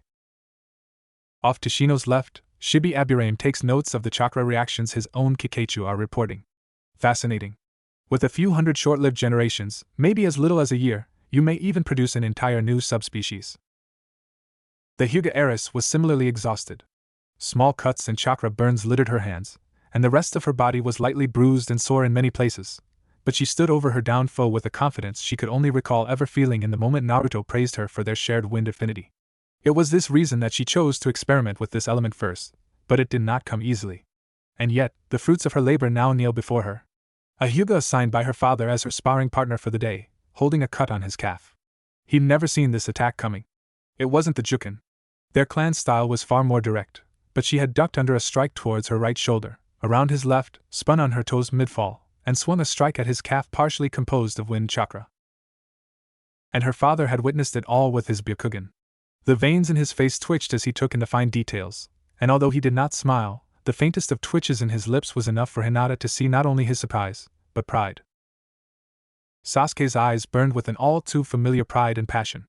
If lightning was the element he'd been handed, then he would strike like lightning itself, while the iron is still hot. If he could excel so much with fire when it was his secondary element, then he would find his grasp on lightning by the time he graduated. It was slow going so far. His eyes and hands burned. When he had finally gotten an electrical charge through his leaf, lighting its veins, he had overcharged it and nearly blinded himself. When the spots had cleared, he burned through the entire pile of leaves he'd collected for his training in just over an hour. Once again, his skills as a ninjutsu prodigy were proven unabashedly true. All that was left was to scour his clan's library for his first lightning jutsu. Chusa Akimichi was beaming at his son across the dinner table. His appetite had been worked to an all-time high, tearing through the meal with a ravenous fervor the likes of which he hadn't seen in years, but he couldn't blame the boy at all, especially with the results they achieved. Earth was a very natural element for their family, but he was taking to it quite early. Of course, the reason for that was partly due to an odd old convention of Konoha. The high concentration of fire-aligned shinobi in this village led to efforts to delay elemental training until students were more mature, as it tended to result in frequent fires across town, until they removed it from the academy curriculum. Now, only those that passed the academy and were awarded their headbands were usually taught to wield their elements at such an age, unless their clans or a tutor or sorts aided them. Of course, Chuji only received the best from Chusa. If his son had the drive to learn something, he would damn well teach him. The trench dug through their backyard was testament enough to the results, and his son's motivation. Naruto lays back in his bed, staring up at his tiled ceiling with an almost blank stare, but the faintest of smiles on his face. Just 4 months ago, he was still a nobody. Now, he was almost done with the basics of sealing, he knew his elements, had learned a wonderful new jutsu, trap construction, and learned of his status as a Jinchuriki. He hadn't spoken with the fox in 2 months, not since his incident with the clone training, but that didn't mean he hadn't tried. For now, he'd have to settle for doting over the fox currently in his lap, petting her in silence as his gaze turned out the window to the full moon just now breaching the elevated horizon of the monument's cliffside. The sun had always been a spiritual champion of the people, but Naruto saw the moon as a symbol of what it truly meant to be a shinobi. A beacon of hope in the darkness, silent, ominous, and orbiting the world as a constant guardian. It was a clear, beautiful night, and he could see the stars shining as though the heavens themselves had come to tell him of a brighter future. Tomorrow, Yoko. His smile grows wider, and his determination smolders, waiting to ignite in full at the first sign of a challenge. We get our headband, and we take the world by storm. Kanohigakure's Shinobi Academy is a surprisingly simple place. It looks about the same as any other schoolhouse, save for the nature of the installations in the yard. Occasionally, civilians can be found loitering by the schoolyard to watch their up-and-coming guardians in action, and to get just a glimpse into the life of a shinobi that's otherwise unattainable for the untrained masses. On graduation day, this is especially true. The potential of this class had drawn out an entire crowd, to the point that some of them had started climbing trees to watch from the branches, until 2 green-clad walking eyesores offered to carry out a set of collapsible bleachers for them. Before their festivities could begin though, the students inside were being briefed on the changes to the upcoming exams. Iruka, Ebisu, and the Hokage himself had painstakingly designed the new exam and selected the judges. The time had finally come to test the test. Iruka stands before his class with pride etched into a grin that could put Naruto's to shame. In the past few months, his students had become more lively and attentive than ever, and even on a day as serious as this, it showed. Naruto kept Yoko deep in his jacket, with her head poking out beneath his chin and half asleep. When he raised an eyebrow at the lazy fox putting Akamaru and Shikamaru to shame, she stuck her tongue out at him and left it there. He couldn't help but wonder how she could sleep so peacefully with Naruto in the middle of frantically scrawling another seal while attempting to explain it to 2 surrounding students watching with varying degrees of fascination. Shino was his usual stoic self, but as a seasoned teacher, he could tell by Shino's repeated adjustment of his glasses that he was enwrapped by the impromptu lecture. Sakura on the other hand appeared to occasionally stop Naruto and ask a few questions regarding the applications of certain radicals in the seal structure. At the moment, he seemed to be in the middle of an anecdote regarding some accidents he had with sealing various liquids without containers when using a simple water seal.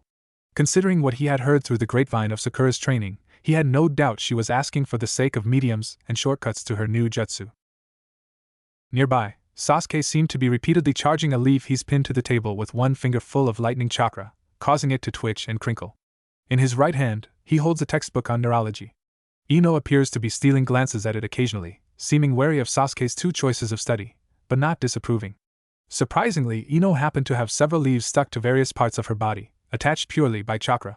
Hinata provides a few pointers in regards to channeling chakra to places besides the hands, mouth, and feet, something many shinobi are very unfamiliar with. Although, Iruka isn't so sure Hinata should be familiar with this so soon either. As best he recalls, he's never seen a Hyuga use Kaiten before reaching Chunin. Kiba in the meantime was leaning back in his seat with his feet up on the desk, bragging away to Chuji about some hunting tactics he's developed, which the portly young man appraised, while Shikamaru just behind Kiba would criticize and evaluate, much to Kiba's chagrin. As he listened, Chuji was digging into a hot, steaming bowl of miso soup, but how did it get so hot in the middle of a classroom without a microwave or oven anywhere nearby? Shikamaru of course was just as disinterested as usual, but his hands were bandaged, and a few burns were still visible on his fingertips every time he raised his arms. Iruka already knew they would all pass with flying colors. He was certain of it. This generation of shinobi would be the most promising and capable since the Shodame's era. But today is the first step. It's his job to make sure they can take the leap into active duty. All right. Iruka calls out, silencing the room. There's a change of plans for today's exam. Recently, the entire exam was rebuilt from the ground up. Rather than requiring a certain proficiency in each area, we will be grading your skills in all areas based on level of proficiency compared to active duty shinobi. Those collective skill grades will then be combined to see your official skill rating compared to active genin and records of prior students. So he stomps on a particular floorboard and triggers the opening of a door to the schoolyard.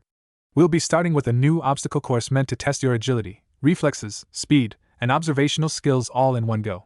Step out and line up in alphabetical order at the start of the course. Naruto chuckles and rolls his scroll back up, then jostles Yoko awake as he stands.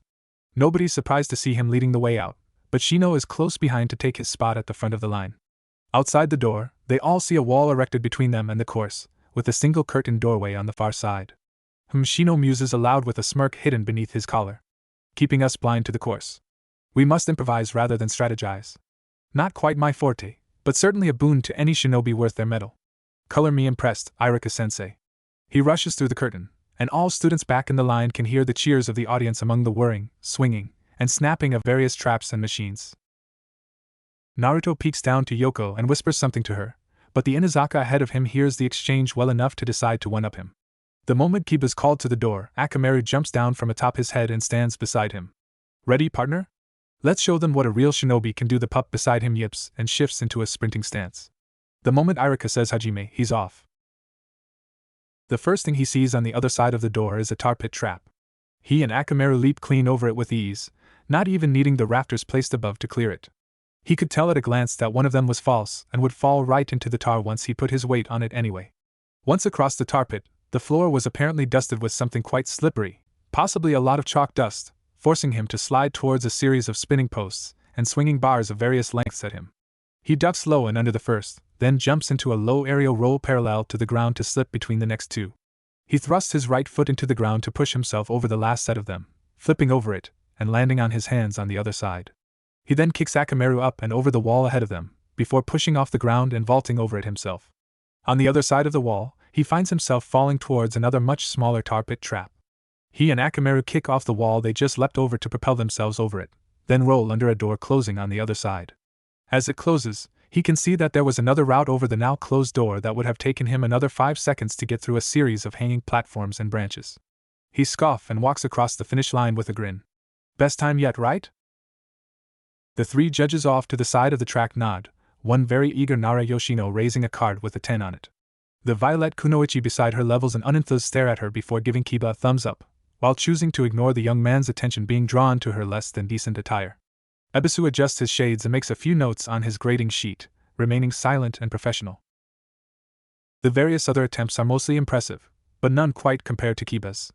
His combination of reflex, instinct, speed, and strength is the perfect setup for a gauntlet of that nature. Shino took it almost leisurely, but with fine control of his actions, struggling most with the second tar pit past the wall and having to hang from the top of it for a moment. Chuji was the second slowest, but he managed to prove his strength by getting clean over both the pits without having to use the climbing mechanisms and lacking Kiba's aerial expertise. Ino ended up being third slowest, but her acrobatics through the rafters were clearly showing off a bit. Hinata, on the other hand, didn't need to show off, those motions were natural and faster to her. Sakura was a bit faster than Ino, but was nearly hit during the second stage.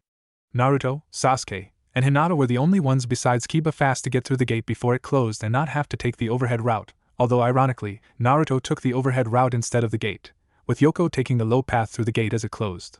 Shikamaru of course took it easy and completed it as casually as possible, and managed to show off his chakra control by already getting over the wall with the wall walking technique, although the judges had noticed a few others using it more subtly in the midst of faster and more practical traversal. As soon as Ino steps across the finish line, panting softly and glaring at the sadist in the judges' box, Irika directs them all to the series of targets set up ahead of them. There's 20 targets in total, some at odd angles, and a few on tracks to keep the in motion. Alright, students. I'm sure you're all astute enough to get the gist of this one. So, everyone line up to throw. Hinata smirks as she takes up her tools. Ever since taking up her wind and water chakra training, she's found it far easier to use these tools, and only getting easier. She peeks ahead to the front of the line and finds Shino getting sneaky with applying a few kikeichu to each kunai and using them to course correct mid-flight, earning himself far better scores than earlier in the year. His bugs weren't perfect, but they narrowed his margin of error considerably enough. Chuji had some of the worst aim there, but his kunai were buried a bit deeper. No performances really stood out until Hinata began to fling her kunai and shuriken in rapid succession, her aim near flawless, only managing to miss the bullseye on 2 of the moving targets. Kiba and Shikamaru haven't improved much in this field, although Shika's aim was never bad to begin with.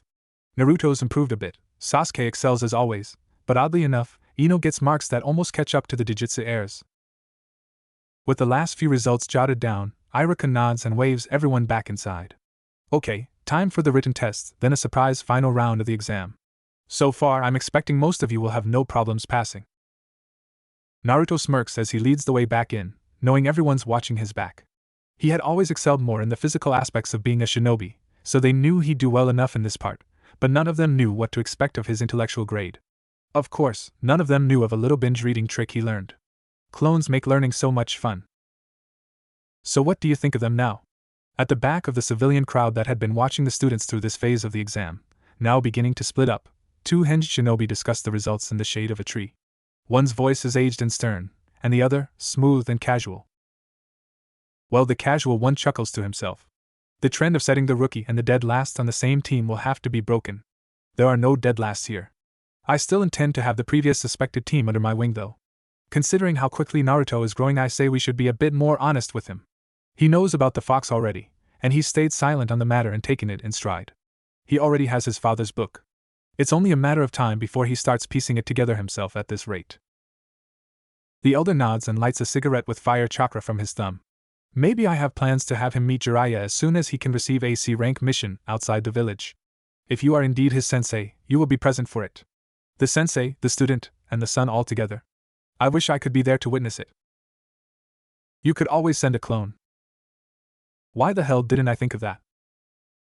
Shikamaru had been asleep at his desk less than a third of the way into their allotted time for the written test. Of course, nobody was surprised by this in the slightest. Soon after followed Sakura, Shino, and Ino. Hinata and Sasuke completed it just past the halfway mark, and Naruto happened to finish about 10 minutes before Kiba, and almost at the same time as Chuji.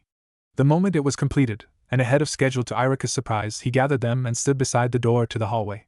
Excellent work, everyone. Now, while these are graded, we'll move on to the final portion of the exam. This time, rather than testing the basic 3 Academy Jutsu, we'll be performing mock battles. You all will be challenged by assigned Chunin to test your combat capabilities and rate you accordingly. These battles will be in enclosed, uniform spaces prepared in a training ground nearby. You'll report to your assigned room, and the battle will begin.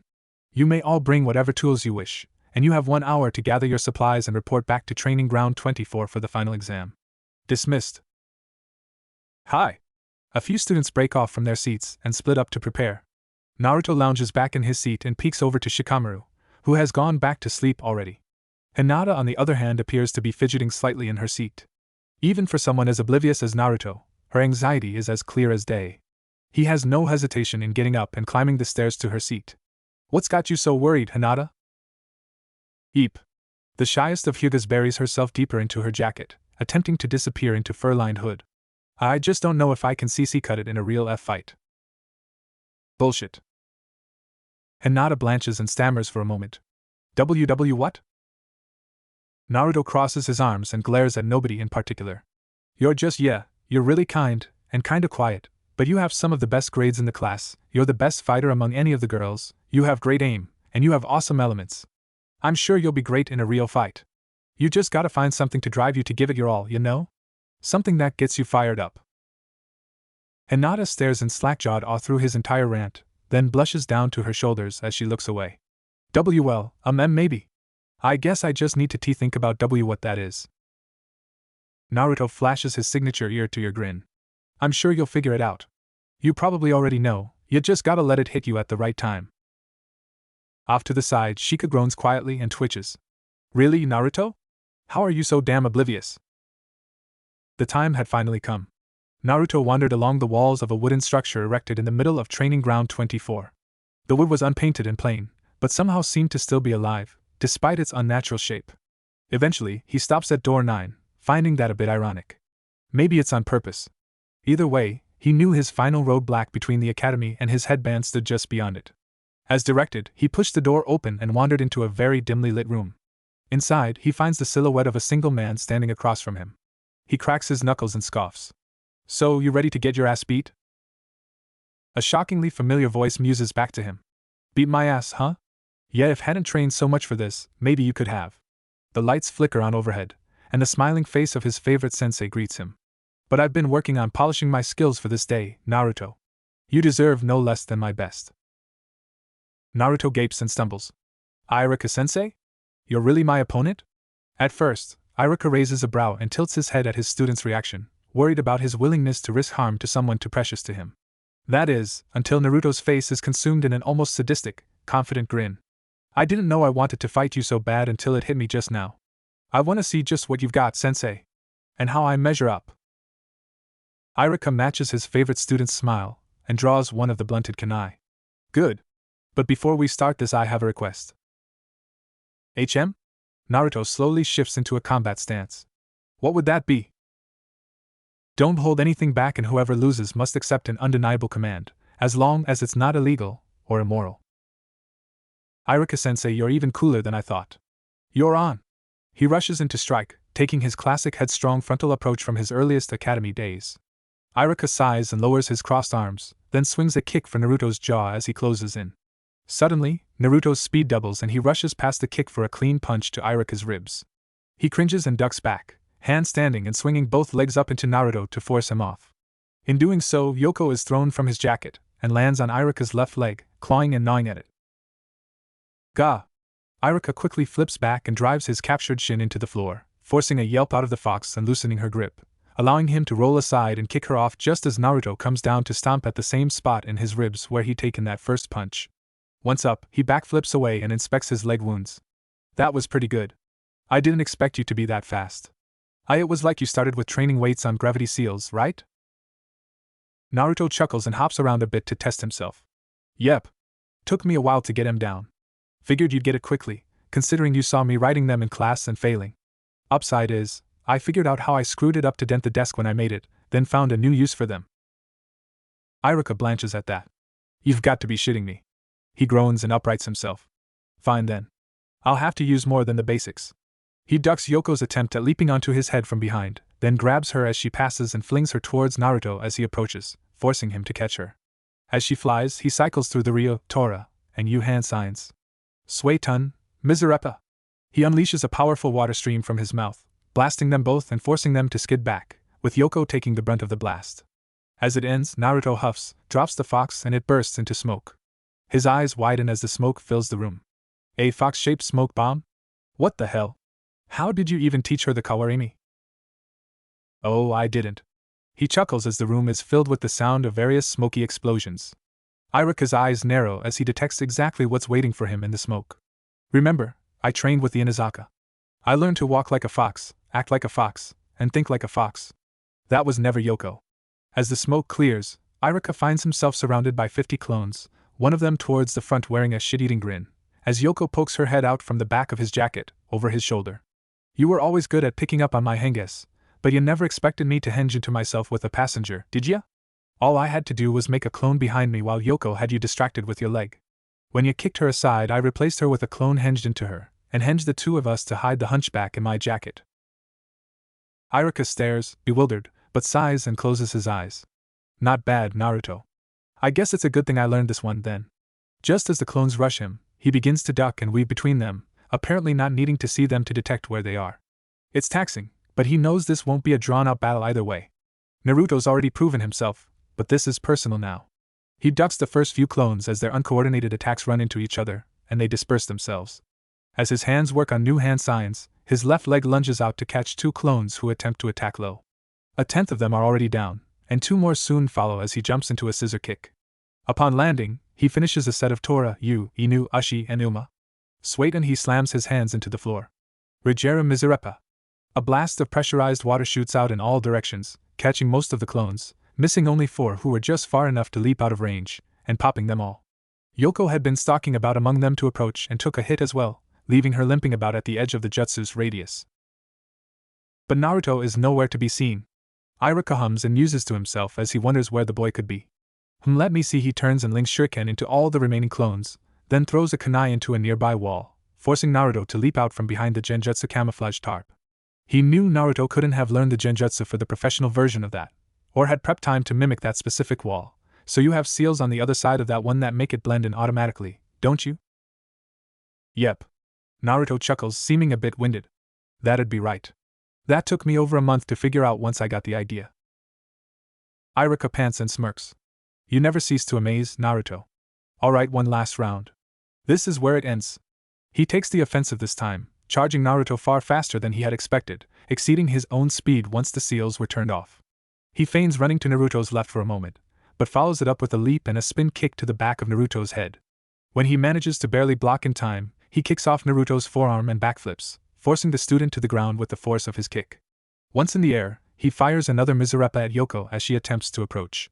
Back on his feet, he charges Naruto as he scrambles to his feet, but Iruka releases a second water jutsu at Naruto's feet. Suetun, Tsurutsuru Hidoro. He'd have to thank Izumo for the pointers on this one. The slime slipped Naruto up and kept him off his feet, allowing Iruka to close the gap and hold his kunai to his student's throat. Hey, good work, Naruto. But as usual, you bit off a bit more than you can chew. Naruto's slack-jawed stare maintains silence between them for a few moments, until he can manage to gather his thoughts and smile. I always knew you were awesome, sensei. I may have lost, but I'm glad I finally got to see just how awesome you really are away from that desk. Iruka smiles and stashes his kunai, then offers Naruto a hand and helps him to his feet. He slips for a few moments until he's pulled out of the slime patch. You did incredibly yourself, Naruto. You didn't have to win this fight to pass, you know. You just had to prove your skills, and you did that in spades. You may have lost the battle, but you earned your headband. Naruto's eyes widen, his gaped mouth soon arching into the widest smile of his life. I passed? I'm a ninja? Iruka crouches to his level and nods. You did it, Naruto. He reaches to the back of his head and unties his headband, offering it to him. And honestly, I want you to have this one. Naruto's emotional roller coaster drops to another awe-induced low. What? But he laughs softly. I was gonna ask for that as my reward for the bet if I won. I know. Iruka grins. And for my reward for the bet I want you to move in with me. Naruto stumbles back in shock for a moment, nearly dropping the headband. Why you really want me to do that? He nods somberly, his smile fading into one far gentler, but genuine. I should have asked a long time ago, but you were my student. I couldn't. Too much favoritism. But now as a graduate we've waited too long as it is, Naruto. If you want I can even have Hokage-sama prepare some adoption papers. Silence falls as Naruto struggles with that concept. He'd never had a family before. He'd never known anyone to truly love him. Now, he doesn't know how to react, but he knows he needs it more than he could ever say. Without a word, he rushes into Iruka's arms, holds onto him for dear life, fighting back tears of joy. Iruka gently rubs his back and gives him time to calm down. When you're ready, we'll collect your things and head home, son. Naruto nods eagerly, pulling back just enough to rub the tears off his face and look up to him. Oh, let's go home. Iruka sighs in relief as he stands, mentally praising himself for thinking ahead and talking to the Hokage about this ahead of time. As a result, the old man handled some of the first payment on the new 2-bedroom apartment, and started forwarding Naruto's living expenses he'd managed for his prior apartment to Iruka's account. They both knew Naruto would leap at this opportunity. It wasn't even a slight gamble. As they leave, Anko watches through the one-way glass on the far end of the arena with a smile plastered on her face as well. A better fighter than I thought, a looker, and a family man. Ebisu looks to her and stares blankly.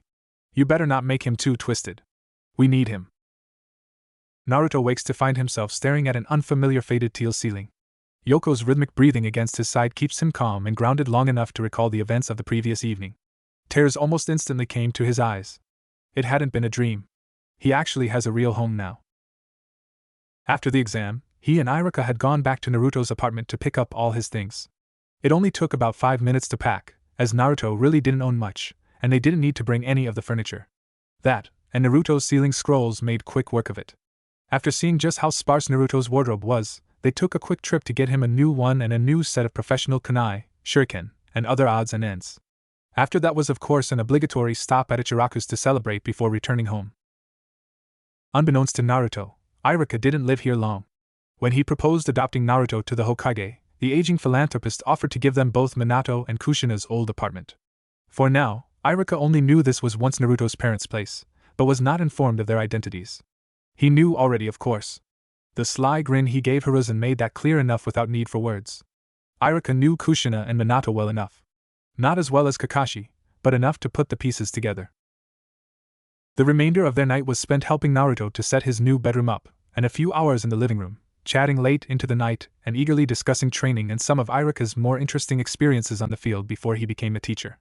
A few of those stories even inspired a few more seal and trap designs, some of which left Iruka shivering at the thought of the nightmares he just helped to create. When it was finally time for Naruto to sleep, he passed out within a few minutes with a genuine smile still plastered on his face. Now waking to find it hadn't just been one of the many sweet dreams that have taunted him with the idea of a family and a home only to rip it away, Naruto couldn't possibly be more grateful. At least, he thought so until he smelled bacon. He kicked at the air and sprung straight to his feet, only to get tangled in his blanket and trip.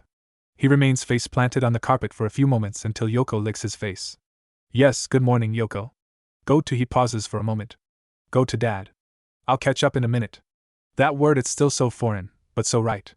After hearing Yoko trot out of the room, he takes his time untangling himself, then stumbles out to the dining room in his pinstripe pajamas.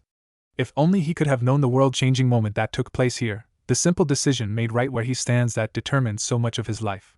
For now, though, all that mattered to him was the man he now called his father, and his scarred face grinning down to him from beside the table as he dished out a home-cooked breakfast.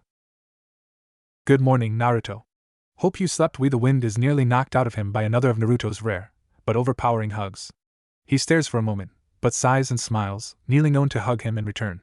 He knows better than to speak and ruin this moment. Yoko steps up and circles around them, rubbing against their legs, and providing the last bit of comfort Naruto needs to feel like he's truly home. For the first time in his life, he's home. Naruto's attachment to Orange was, oddly enough, a fluke caused by his condition as a Jinchuriki and the town's reaction. It was difficult for him to get affordable clothes, so for something durable enough to withstand his training, he had to pick the cheapest option. Of course, it ended up being his Kill Me Orange jumpsuit. He got attached to it pretty fast, learning to love the color and adapt it as a part of his personality. It's bold, it's confident, and it's rare to see anyone wearing it for anything but work-risk-related reasons. Thankfully, Iruka managed to convince Naruto to take up an outfit that uses it far less predominantly. Naruto stands in front of the mirror to inspect himself. His jacket's been replaced with a deep gray hoodie with burnt orange on the hem, wrists, down the middle along the zipper, and on the entire inner lining. The inside is full of dozens of pockets to easily stash scrolls over scrolls and various extra tools if the pouch on his lower back is compromised. He tops it off with khaki cargo pants, providing him with yet more pockets. His sandals are swapped for similar boots for the sake of the closed toes and stronger soles. As he's inspecting himself, Yoko leaps up into his hood and curls up there. Naruto rolls his eyes and checks that the Uzumaki symbol on his shoulder is still in place, embroidered in his new burnt orange.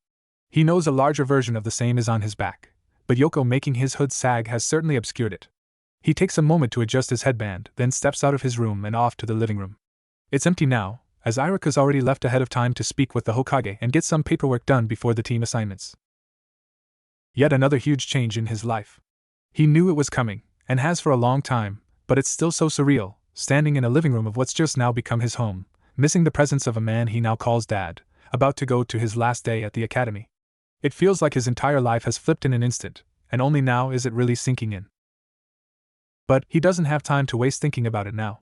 He double-checks his pockets and locks up on his way out, stepping out through the eastern shopping district towards the academy. He shoves his hands in his pockets and struggles not to laugh as Yoko pokes her head out and sniffs at his ear, tickling him.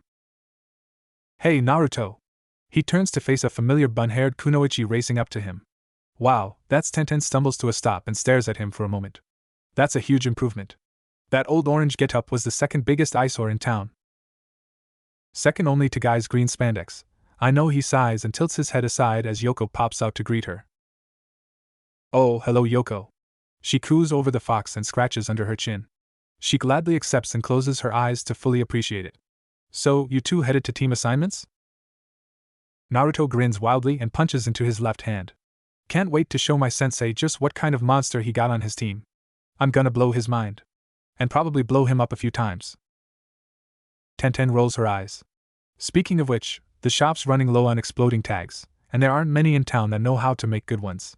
Can you maybe contribute a few? He pauses and thinks that over. Maybe one condition, though. You guys provide the ink and paper for the job, and I'll make as many as you like, in return for a permanent discount. Deal. She grins and pumps her fist into the air. When can you start? She's then surrounded by blasts of smoke, fading to reveal 10 clones surrounding her. Oh. Right. Okay, immediately then. She laughs nervously. Just follow me back to the store, then. Thanks, Naruto. She's assailed by a round of simultaneous you're welcomes in stereo. He knows how eerie that is to someone not accustomed to this jutsu, right? Shit, he probably doesn't. Alright, well, gee, good luck with your team. She hurries back to the store and waves for the clones to follow, leaving Naruto to make the rest of the walk to the academy in silence. Upon arriving to his classroom, all eyes fall upon him in a matter of seconds. What? Holy shit, he actually did it. Ino stares across the room at him as she slowly rises from her seat. You actually got rid of the jumpsuit from hell. You actually look like a sane, functional human being for once. Naruto scowls, and oddly enough, Yoko pokes her head out beside his to join him. Yeah, I've gotten enough of that already. Irika rubs the back of his neck. Well, they have a point, Naruto. Damn it, you just adopted me, and you already betray me? Adopted? Kiba peeks up for a moment, blinking in silence as that sets in. Damn, man. Congrats. Heh, and my mom was considering doing it herself after all that training you did with us. He raises a thumb to Irika. Good on ya, Teach. While everyone else takes their turns congratulating the two and turning them red, Sasuke just stares. He doesn't really hate Naruto anymore. He wouldn't say he likes the blonde Najab, but he respects him. Now though, all he can feel is a sense of loss and loneliness he thought he'd left behind him years ago. All these years, and he's still living alone in the Uchiha compound. He thought he'd always have that in common with Naruto. With that gone, he just doesn't know what to think of him now. He wants to be happy for him, but he can't. Alright, settle down everyone. Irika waves his students back to their seats, and Naruto follows suit. To begin, I would like to congratulate all of you for graduating and moving into your careers as shinobi of Konoha. A round of cheers erupts throughout the room. He lets it peter out before continuing. Normally, I would tell you all to not take this as permission to slack and become complacent with your current talents. With this class, I don't believe I have to. He grins. I've watched you all grow from greenhorned runts to living evidence of a bright future for our village. Your talents and demeanors command my attention more than the last few rounds of Chunin exams, and your potential is beyond what I ever could have expected. I'm sure all of you fully intend to take paths least traveled and forge your own ways to greatness. I hope to see all of you surpass me in the years to come, as now, I have nothing left to teach you. He bows to them, and in return, his students bow to him. Once he's raised himself upright again, he picks a clipboard off his desk and waves it at the graduates. As such, it's time to meet your new sensei. So, pay close attention for your name, and try to gather with your team once you've heard it. He clears his throat and gets to the list, and for now, many of them mentally check out and think about the road ahead until their names bring them to attention. Team 7 is Uzumaki Naruto. Naruto perks up and nearly leans over his desk. Harino Sakura. Sakura's brow furrows, but nobody can be certain exactly why. And Uchiha Sasuke. Three of them look to one another with a combination of apprehension and curiosity. Months ago, Sakura would have squealed, Sasuke would have barely reacted, and Naruto would have cheered over being with Sakura before lamenting the Uchiha. Since then, Sakura was thoroughly pranked but driven to take her career more seriously. Naruto stopped fawning over her or hating Sasuke on principle, and Sasuke warmed up to the blonde thanks to those blackmail photos, not to mention no longer hating Sakura's recently abandoned fangirl tendencies. They stand on neutral ground. Not a strong foundation, but one with a lot of potential. Your sensei is Hatake Kakashi. And this piqued Naruto's interest.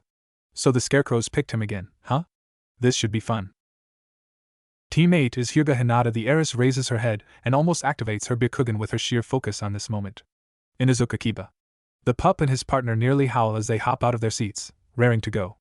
After all the pack hunting tactics they've been developing, they can already see exactly what the logic of this team is with only 2 units. And that would mean the last one is an Abirame Shino. Shino pushes his glasses up and his internal hives buzz to life as they feed off the adrenaline rush in his system. Your sensei is Yuhi Kurinai. Hinata perks up and sighs in relief. 9 Izan. Thank Kami. Team 9 is still in circulation under Meito Gai. Moving on to Team 10, we have Nara Shikamaru. The Brainiac raises his head from his desk and cuts him off. Akamichi Chuji and Yamanaka Ino, we get it. This team was kind of predictable. Ino chuckles nervously, her left eyebrow twitching. Yeah, but Shika? You didn't have to spoil it like that. Chuji shrugs as he finishes off his bag of chips. I saw it coming. He's been kinda touchy lately. Irika nods and barely squeaks out some quiet, nervous laughter. Anyone would be if they had Yoshino training them, let alone as a parent. He coughs and composes himself. Well, your sensei is Saratobi Asuma. I'm sure you won't have any issues with him, Shikamaru. So, now that teams are decided, you should all wait here for your sensei to arrive. That said, the students break away from their seats and gather with their new teammates. Naruto fist bumps Shikamaru as he passes and gives Hinata a kind and simple smile, which nearly causes her turn red in an instant. Dropping into a seat between Sasuke and Sakura, he props his feet up on the desk and smirks. So, what do you two think? Sakura bites her lip and crosses her arms. Well, our team's versatile. My Jinjutsu and potential as a medic once I meet a good teacher for it. Your ceiling and general unpredictability, not to mention Yoko the kid pops her head out of Naruto's hood and yips at her, immediately receiving a light petting on her head. And Sasuke's a ninjutsu prodigy. We're practically designed to be an all-purpose team with little to no overlap on talents. We have one raw strategy team and one tracking team, so it makes sense to have a more balanced one like us. Well said. Sasuke leans over his head, chin propped up on laced fingers. We just have to hope our sensei is competent enough to handle our range of talents. Otherwise, I don't see us having any strict weaknesses. With Yoko, we even have some tracking potential. She yips again, and Sasuke smirks over to her. Yes, you're a critical team member too. Maybe more so than Naruto. Hey! The blonde scowls, but by the twitching at the corner of his mouth, it's obviously forced. He's just glad to see Sasuke throwing jokes, if a bit condescending still. Yoko on the other hand turns her nose up and hops out of Naruto's hood, bounding across desks to the back. They soon hear Hinata mumbling in the usual cutesy voice to the kid, and doting over her. Naruto just rolls his eyes and smiles softly, leaving them be for now. So, now the only problem is that our sensei is Kakashi. I've worked with the guy before, and let me tell ya, real piece of work. Sakura raises an eyebrow at that, planting her elbow on her desk and propping her cheek on her fist. What do you mean by that? He's always late for everything and reads those perverted Ika books constantly, even in public. Sakura cringes, and her right eye begins to twitch. Sasuke, you know fire jutsu, right? Burn the books, got it. Team 8. A woman with deep red eyes and flowing, luscious black hair calls from the door. If not for the lack of tomo in her eyes, Sasuke could have sworn he was looking at someone of his own clan. Maybe there's some kind of distant relation. Not implausible. Her sense of fashion is a little flashier than his clan ever had, though. That dress almost looks like it's made of bandages. Hinata nearly runs down the stairs to meet with her sensei, with Kiba right behind her and Shino taking his time. As Hinata passes, Yoko leaps from her arms and back onto the desk in front of Team 7. Team 10? A darker-skinned, bearded man in the usual navy shinobi attire and green flak jacket steps in with his hands deep in his pockets, giving Kurenai a bit more than a passing glance as she leaves with her team. Ino's the first to nearly leap down the stairs, and Shikamaru of course trails behind, dragging his feet. For the next 10 minutes, everyone leaves team by team, until only Team 7 remains. Irika left in the midst of it all to finish up the last of the paperwork for this class, grinning at the thought of that hell Kakashi's tardiness will bring him now. Almost 2 hours now. Fuck it. Naruto stands and digs into the scrolls in his pockets. This scarecrow's earned the role of test dummy now. Are you sure that's smart, Naruto? Sakura places her hands on her hips and watches Naruto's preparations closely. She doesn't approve, but she's certainly curious. He knows I'm on this team.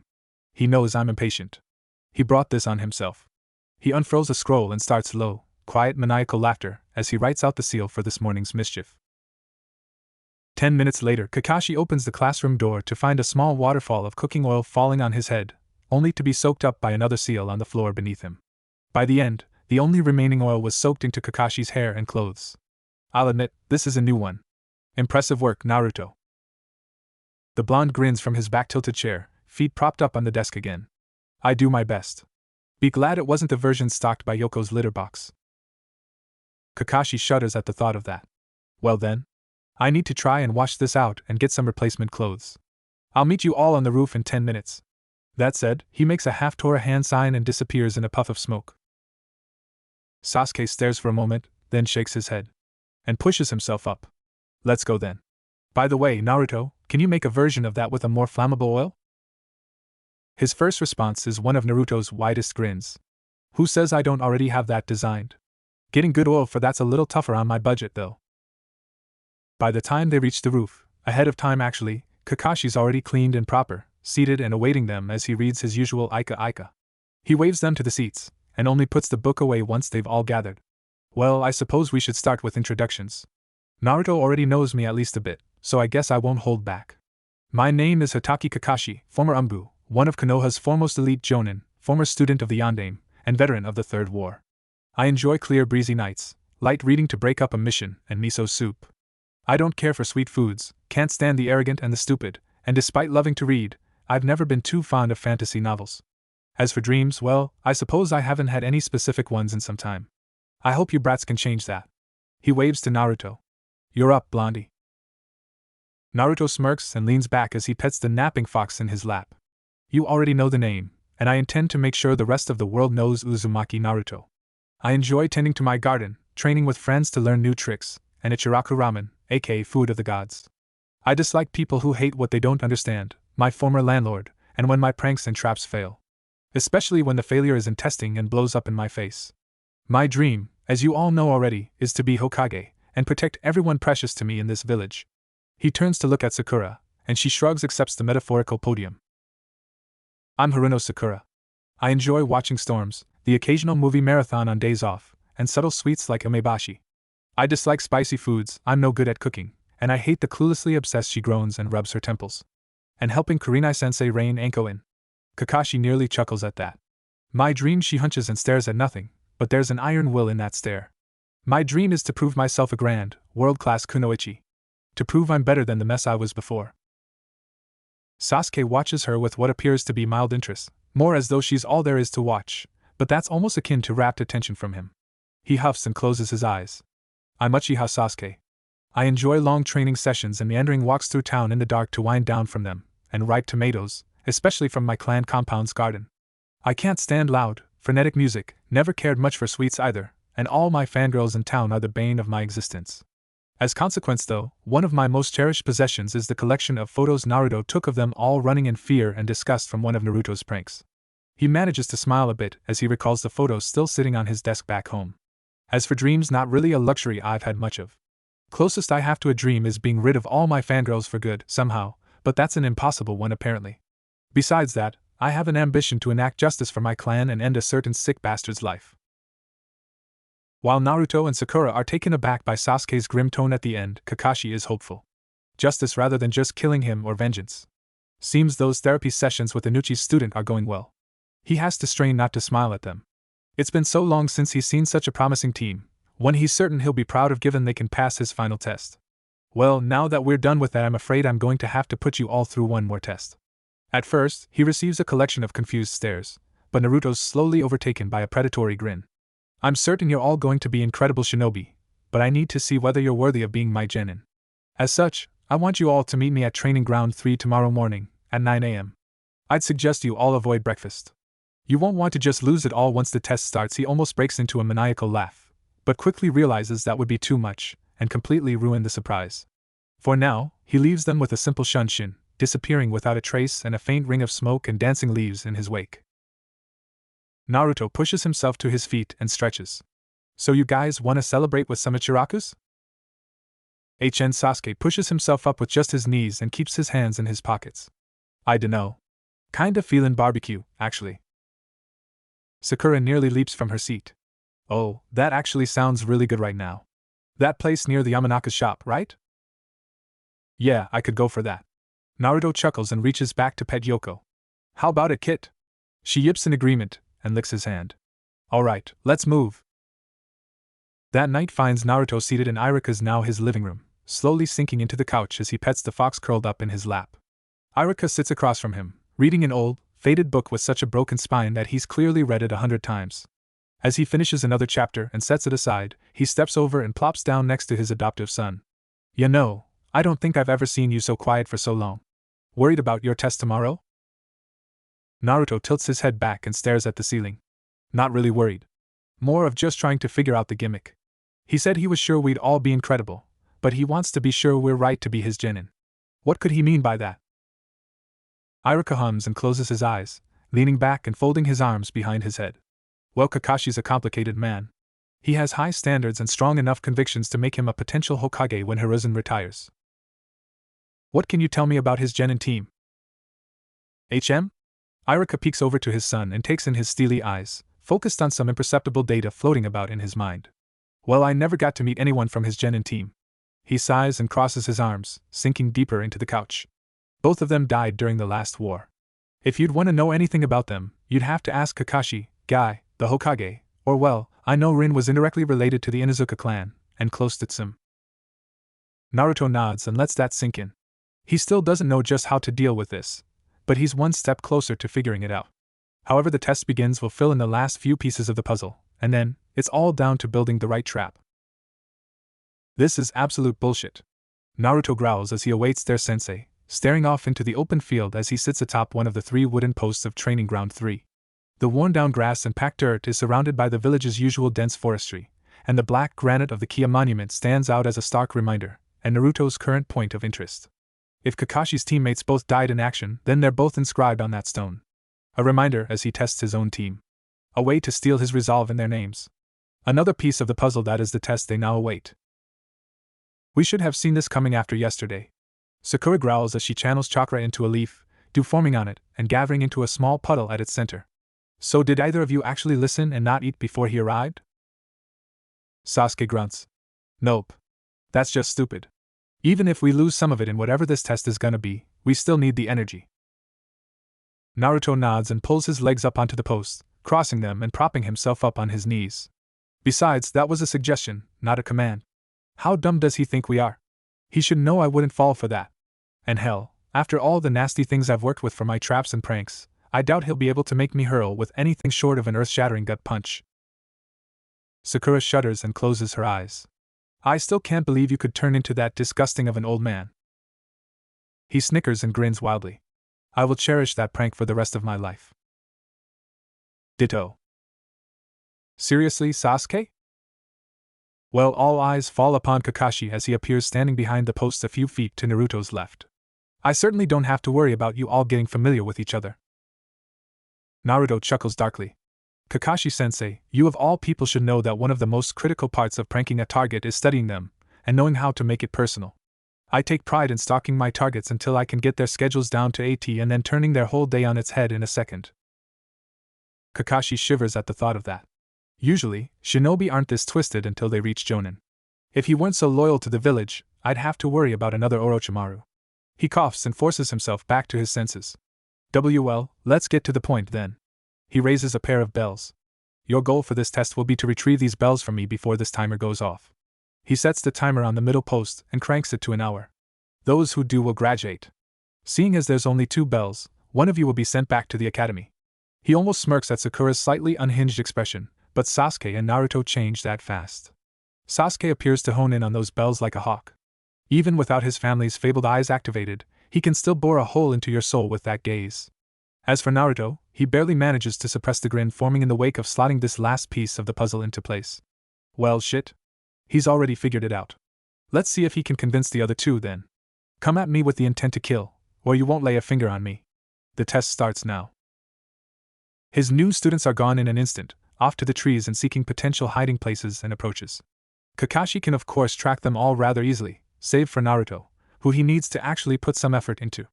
Little bastard's better at this than he knows. Silence soon falls for a few minutes until a change in the pattern of splashes from the stream behind him catches his attention. He turns to find nothing, but grins at the sight of a light rippling. Misdirection via a skipped pebble. He turns back to find one of Naruto's clones already approaching. He continues to read as his left hand is occupied by Naruto's eclectic combos, first blocking an upwards left hook into his ribs, then an attempted sweep kick at his ankles which he easily steps away from. He ends up stepping back directly into a very wet Yoko, who he catches with a foot beneath her ribs and flings her into Naruto.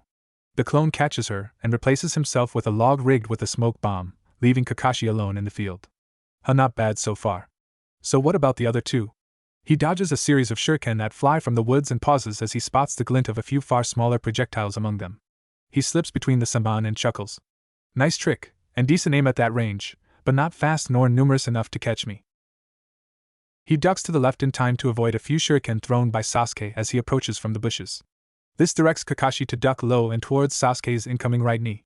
He knows all too well that Sasuke's left hand is also reaching for the bells in the process, his right hand for the top of his head. Decent, but shit. He pivots to the right on his right foot to escape the range of all 3 strikes, grabbing Sasuke by the back of his shirt and throwing him across the clearing. Clever little bastard. His eye narrows and focuses on the faintest aura of static around Sasuke. You upgraded an Academy D rank jutsu for parasite killing into AC rank taijutsu enhancement. So what do you call this? Sasuke chuckles and shifts back into a basic taijutsu stance, low and fingers spread. It's called right on, Mohican. Stunning fist, best you learn to respect it. He rushes in and swings in a flurry of swift jabs, forcing Kakashi to step back and avoid contact at all costs, lest he be stunned by it. They're all pretty good, but I get the feeling they're all just testing the waters yet. I haven't seen even half their tricks.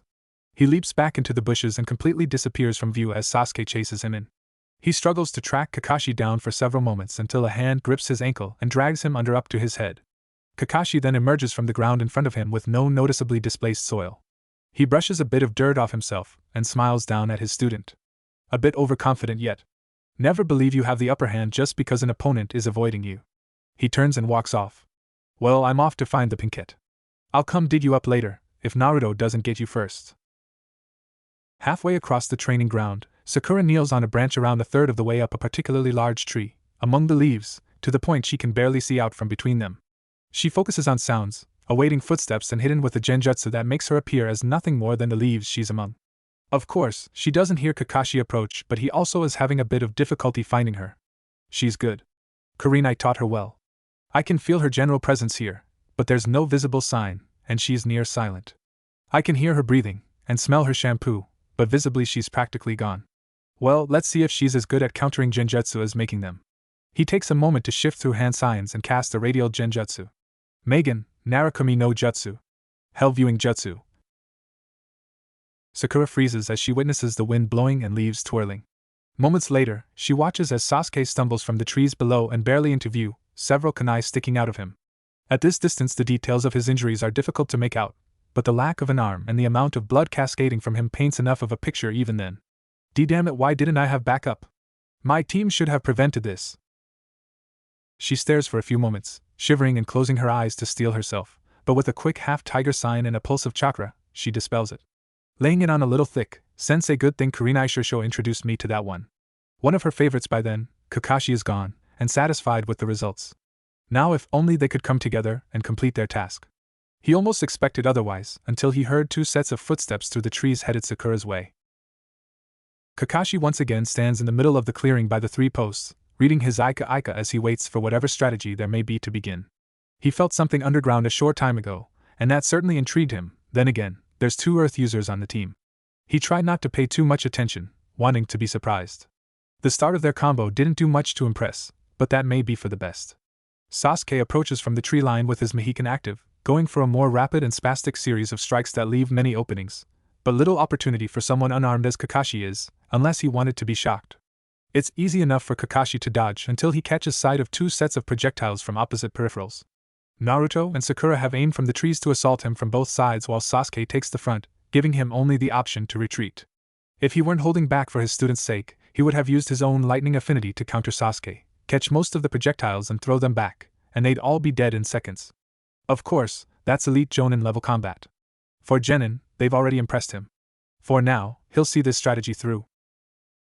As they lead him, the trajectory of the projectiles changes consistently, showing that they're both throwing from the trees. He starts to question how there could be so many weapons until he notices that some of them are popping on impact, with a few real ones dispersed between.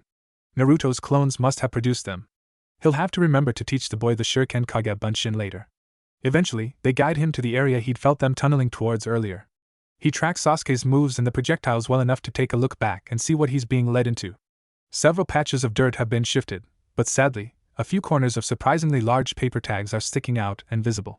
They wouldn't have access to exploding tags yet, and Naruto would know not to resort to something so deadly. Considering the wide spread of them, they probably look to make a wide enough area to ensure he'd hit one, meaning they must be contact activated or requiring rather than triggered or radial. Deciding not to make things too easy for them, seeing as they slipped up by making the trap so visible, he makes sure to leap back and land in one of the spaces between them. And that proves to be a potentially fatal mistake. The ground around him shimmers as Sasuke leaps back. The tags seem to shift to new locations, but Kakashi knows quite well now that the original placement was an illusion. Sakura mutters from the trees. Megan, Koko and Ayaruzu no Jutsu, successful. With the false surroundings of the genjutsu dropped, Kakashi realizes he's directly landed on a large seal, and 3 smaller ones surround it. Oh. Make the false surroundings appear as believable as possible. Not bad at all. So what are these seals? He attempts to jump from them, but the 3 outer seals trigger, and he feels gravity grow just a bit stronger there, keeping him from jumping as quickly or as easily, and giving the main seal time to catch him. A cyclone emerges from it beneath him, slowly pushing him into the air, but the gravity seals keep him from shifting laterally, only vertically in the wind. As he takes in his students stepping out to admire their work, he notices Sasuke competing a tiger hand sign. Holy shit, they actually produced a lethal combo already. Kakashi is consumed in a flaming tornado, only to pop in a cloud of smoke and drop a pair of now slightly singed bells. Naruto deactivates the seals and steps up to grab them, while Sakura stares bewildered at the scorched ground. Wow, we actually beat his clone. Sasuke grunts and crosses his arms. He was holding back. Naruto chuckles as he cleans up the remains of his seals. Yeah, I'm sure he just wanted to see what we cooked up for him. Right, sensei? He stands and turns to stare at the real Kakashi now standing near the 3 posts. Not bad, kids. You made a trap. You beat my clone. You got the bells. Although, what was Yoko's role in that combo? Naruto chuckles nervously and pets the kid's head, poking out from his partly zipped hoodie, beneath his chin. She's not much of a direct combatant. Her contribution was to bury the glitter bombs. Glitter bow dash? Glitter bursts from shallow earth beneath the posts, showering Kakashi in it, and leaving the scarecrow looking quite fabulous. 2 minutes later, he, Sakura, and Sasuke are walking off and waving back to Naruto as he remains tied to the pole with Yoko ignorantly napping in his jacket with her tongue sticking out. I expect you at training at 8 tomorrow morning, Naruto. Good luck getting out of those ropes. I'll send Irika in case you don't in 2 hours or so. Naruto would reply with a rant that would make a sailor blush, but Kakashi saw fit to gag the blonde as well, treating himself and his other 2 students to the wonderful sight of Naruto flailing his head and legs about in a desperate attempt to tell them off in whatever nonverbal manner he can. Naruto wakes in an eerily familiar and dimly lit sewer. Unlike what you'd expect of a sewer, there's no notable smell, besides maybe the smell of fox and hints of ramen broth. It takes a few moments of peeking around and realizing he's already standing to recall where this is. Oh, okay, guess QB wants to talk again. He steps along through his mindscape with his hands behind his head, peeking at the walls and trying to assess the structure. Someday, I'm gonna have to come in here and explore more. Ugh. I'm gonna have to get a lot better at meditating. Reaching the seal chamber, he steps across the titanic room and towards the bars. The distance closes at a surprising rate, his mindscape adjusting to ease the process, yet when he peeks back, the room is once again so long he can't see the entrance again. Returning his gaze to the bars, he almost jumps at the sight of the fox's apartment-sized eyes staring him down. Took you long enough, brat. The fox lowers himself to rest his head on crossed paws. So, you wanted to interrogate me? How about you provide something I want first? That would depend. Naruto crosses his arms, lock eyes on the fox, nearly starting a staring contest. On what it is you want. Something better than this damned sewer. He growls and sits upright. There's nothing here, and all I can do is lay in this cramped, wet cage forever. Naruto cringes and nods. Yeah, good point. Okay, he starts to turn and look over the room. After a few moments of focus, the sides of the chamber and several spots in the floor become grated, and the water starts to drain away. With a bit more focus, he manages to completely dry it. Water continues to flow, but through the space beneath the grates on the sides. With another few waves of his arms, a titanic slab covered in one of Naruto's recent theorized seals floats down. This seal happens to be a modified gravity seal that causes the affected object to hover instead. The side of the slab facing the cage then lights up and displays what Naruto's seeing. Currently, the fox can only see himself and the room still. As a final touch, for now, a soft red mass begins to grow from between the tiles of the cage's floor, rapidly inflating and merging together like dough, until the titanic demon is slightly elevated atop a very plush pillow that takes up almost the entire floor of his cage. The fox peeks about for a moment, as his tails sway gently. Not bad. It would take much more mental discipline than you have to make any more of a difference than this. For a first try, this is satisfactory. Closing his eyes and shifting a bit to get more comfortable, he sighs in relief and smiles. Very well. Ask away. Naruto sighs in relief and collapses onto his back for a moment, trying to think of what to ask. He's wanted to grill this demon for information for so long, but now that he can, nothing's coming to mind. Eventually, a thought resurfaces. Why did you attack Konoha? You aren't ready to hear that, and don't deserve it yet. Ask something simpler. The blonde huffs and falls silent for a few more moments. Okay. Do you know of any other Jinchuriki out there? Ones that'd still be around, probably? Actually, I can think of 4. First would be the Senbai's jailer. Yagura, the Mizukage. I wouldn't consider him a Jinchuriki to look up to. He's certainly good at using my siblings' power, but that twisted fool started the bloodline purges. Honestly, I'm all for finding a good reason to exterminate a portion of the human populace, but targeting bloodline wielders out of fear and ignorance is quite possibly the worst reason I've ever heard. I'd take because I felt like it over that. Naruto can only manage to stare blankly at that. It confirmed a lot of things. Firstly, a Jinchuriki has become a Kage before. Second, they set a terrible precedent that'll give him some trouble. Third, the Biju consider each other siblings. Lastly, the fox apparently has a moral compass, but a strong disposition towards causing general chaos. I'm okay. Go on. Alright. Next Jinchuriki would be the Yanbi. His container, I believe, is an old man in IWA named Rashi. He was a big player in the last 2 wars. His Yotan jutsu are truly something to fear. Even I wouldn't take them lightly. Next is his comrade Han, the Gobi's container. I know for certain that your damnable Yandane went against him and the next on my list during the last war. Han's steam jutsu are almost as bad as the old monkey's Yotan, but more versatile. Naruto scratches his head as he takes in these jutsu elements. Had 2 IWA Jinchuriki with fire in their elements. That must annoy them a bit. Probably. The fox chuckles and closes his eyes. And the last killer bee of Kumo. I have no idea what the Hachibi sees in him, but the union of their power is perfect. He can use my sibling's power flawlessly, and is most certainly one of the most powerful and dangerous men on this planet at this moment. He could take on any of the standing Kage and fight them to a standstill at the very least, and probably kill most of them. Silence falls as Naruto lets that sink in. If there's already Jinchuriki that powerful out there in foreign nations, he needs to step his game up. How do I learn to use your power? HM? The Kyuubi sits up and stares down his jailer. That's quite a bold question. But I can see why you would ask. You may be ready soon enough, but you'll need to get better at meditating first, and a bit stronger on your own. Only then will you be ready to channel a small portion of my chakra without it becoming a threat to your health. For now, though, it's almost time for you to wake. You best ask a much quicker, simpler question before you go. Okay, well, why are you helping me? You've made it pretty clear you don't like humanity much. And I'm keeping you trapped here just by living. The Kyuubi snorts. Right on all accounts. But I both love and hate humanity. Your ingenuity and capability are things I respect. Your arrogance and reliance on fear as a base instinct I hate.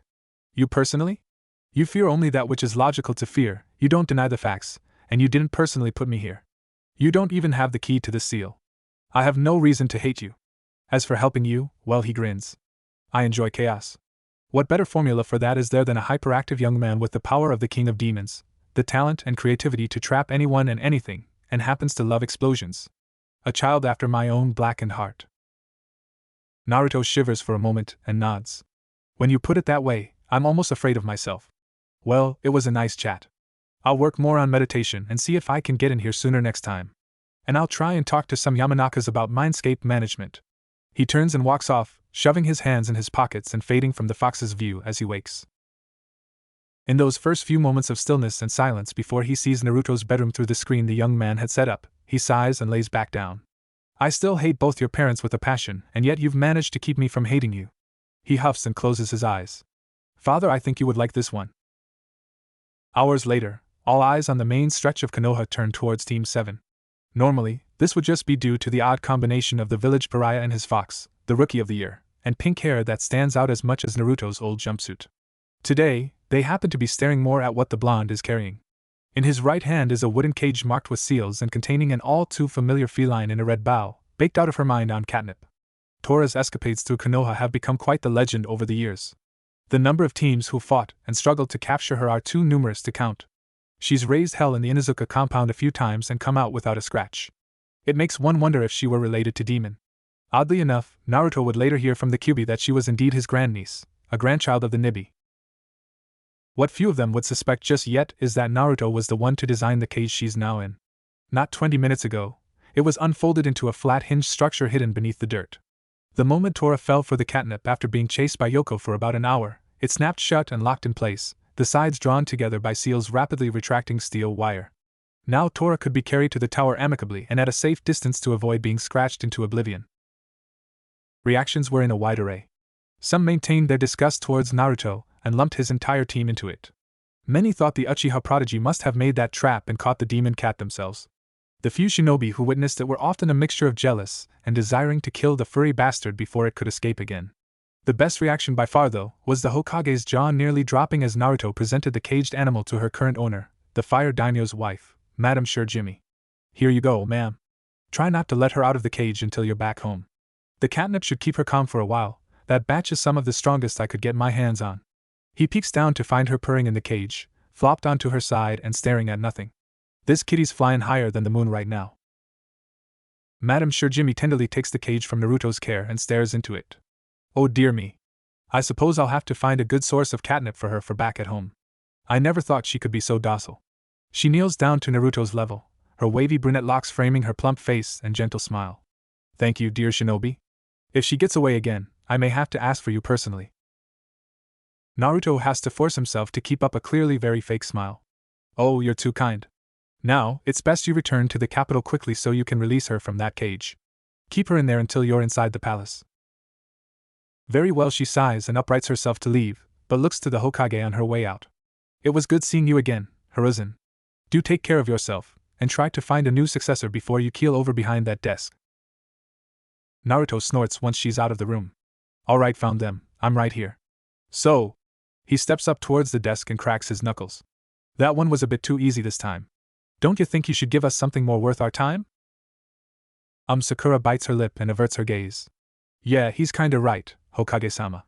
We've all been getting bored with all these D ranks. HN. Yes, see? Naruto gestures back to Sasuke with both open hands. We barely managed to get the emo out of his shell, and now he's so bored he's reverting. You just earned yourself a surprise sparring match. With my Mohican active. Shit. Hiruzen coughs and taps the ash out of his pipe. Dear Kami, these three are already reminding me of my students as genin brats. He sighs and sets the pipe down. Very well. Kakashi, are you in agreement? Kakashi slumps and nods. To be quite frank, Hokage-sama, these three have been complaining about D ranks since day one and working well above expectations. At first, I thought watching them suffer through D ranks like I had would be fun. For a little while, it was. He tries his best to ignore the death glares he gets from his students. He almost flinches when Sasuke's hand sparks.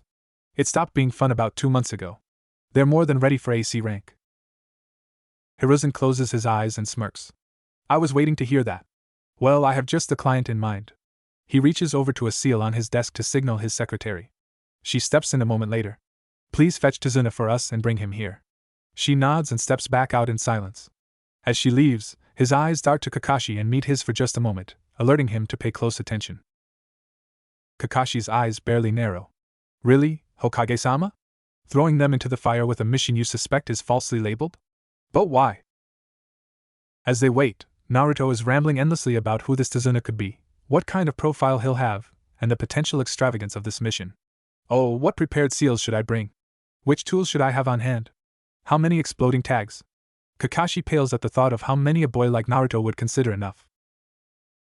He's cut off as the smell of alcohol hits him and he stalls, staring at the door as a drunken man in a brown tunic and straw hat wanders in, skin tanned and weathered to leather, decorated with a very unkempt and grayed beard and wide nose. He finishes another swig of sake and stares down to the trio of genin. Are you serious? These brats are guarding me? They probably couldn't even fight a raccoon, let alone a bandit. Naruto stares blankly, then peeks to his teammates, whose distaste for their charge's disrespect is clear as day. I think we should give him our credentials. They both nod and grin almost sadistically. Naruto replaces himself with the lamp behind Tazuna and places a finger to Tazuna's spine. Sasuke leaps up and lands on the ceiling, reaching a hand out and holding 2 sparking fingers towards him. Sakura then draws a few saban and throws them at his feet, landing harmlessly between his toes and into the leather of his sandals. Point taken. Tazuna gulps and slowly lowers his bottle, looking up to Sasuke as his hair starts to rise in response to the static charge by his head. Can you stop that, please? My hair is bad enough as it is. Sasuke nods and leaps back to exactly where he'd been, while Naruto replaces himself with the lamp again to return, and Sakura actually fades from view and reappears where she'd been. The saban are gone too. Kakashi can't help but muse at the brilliance of that.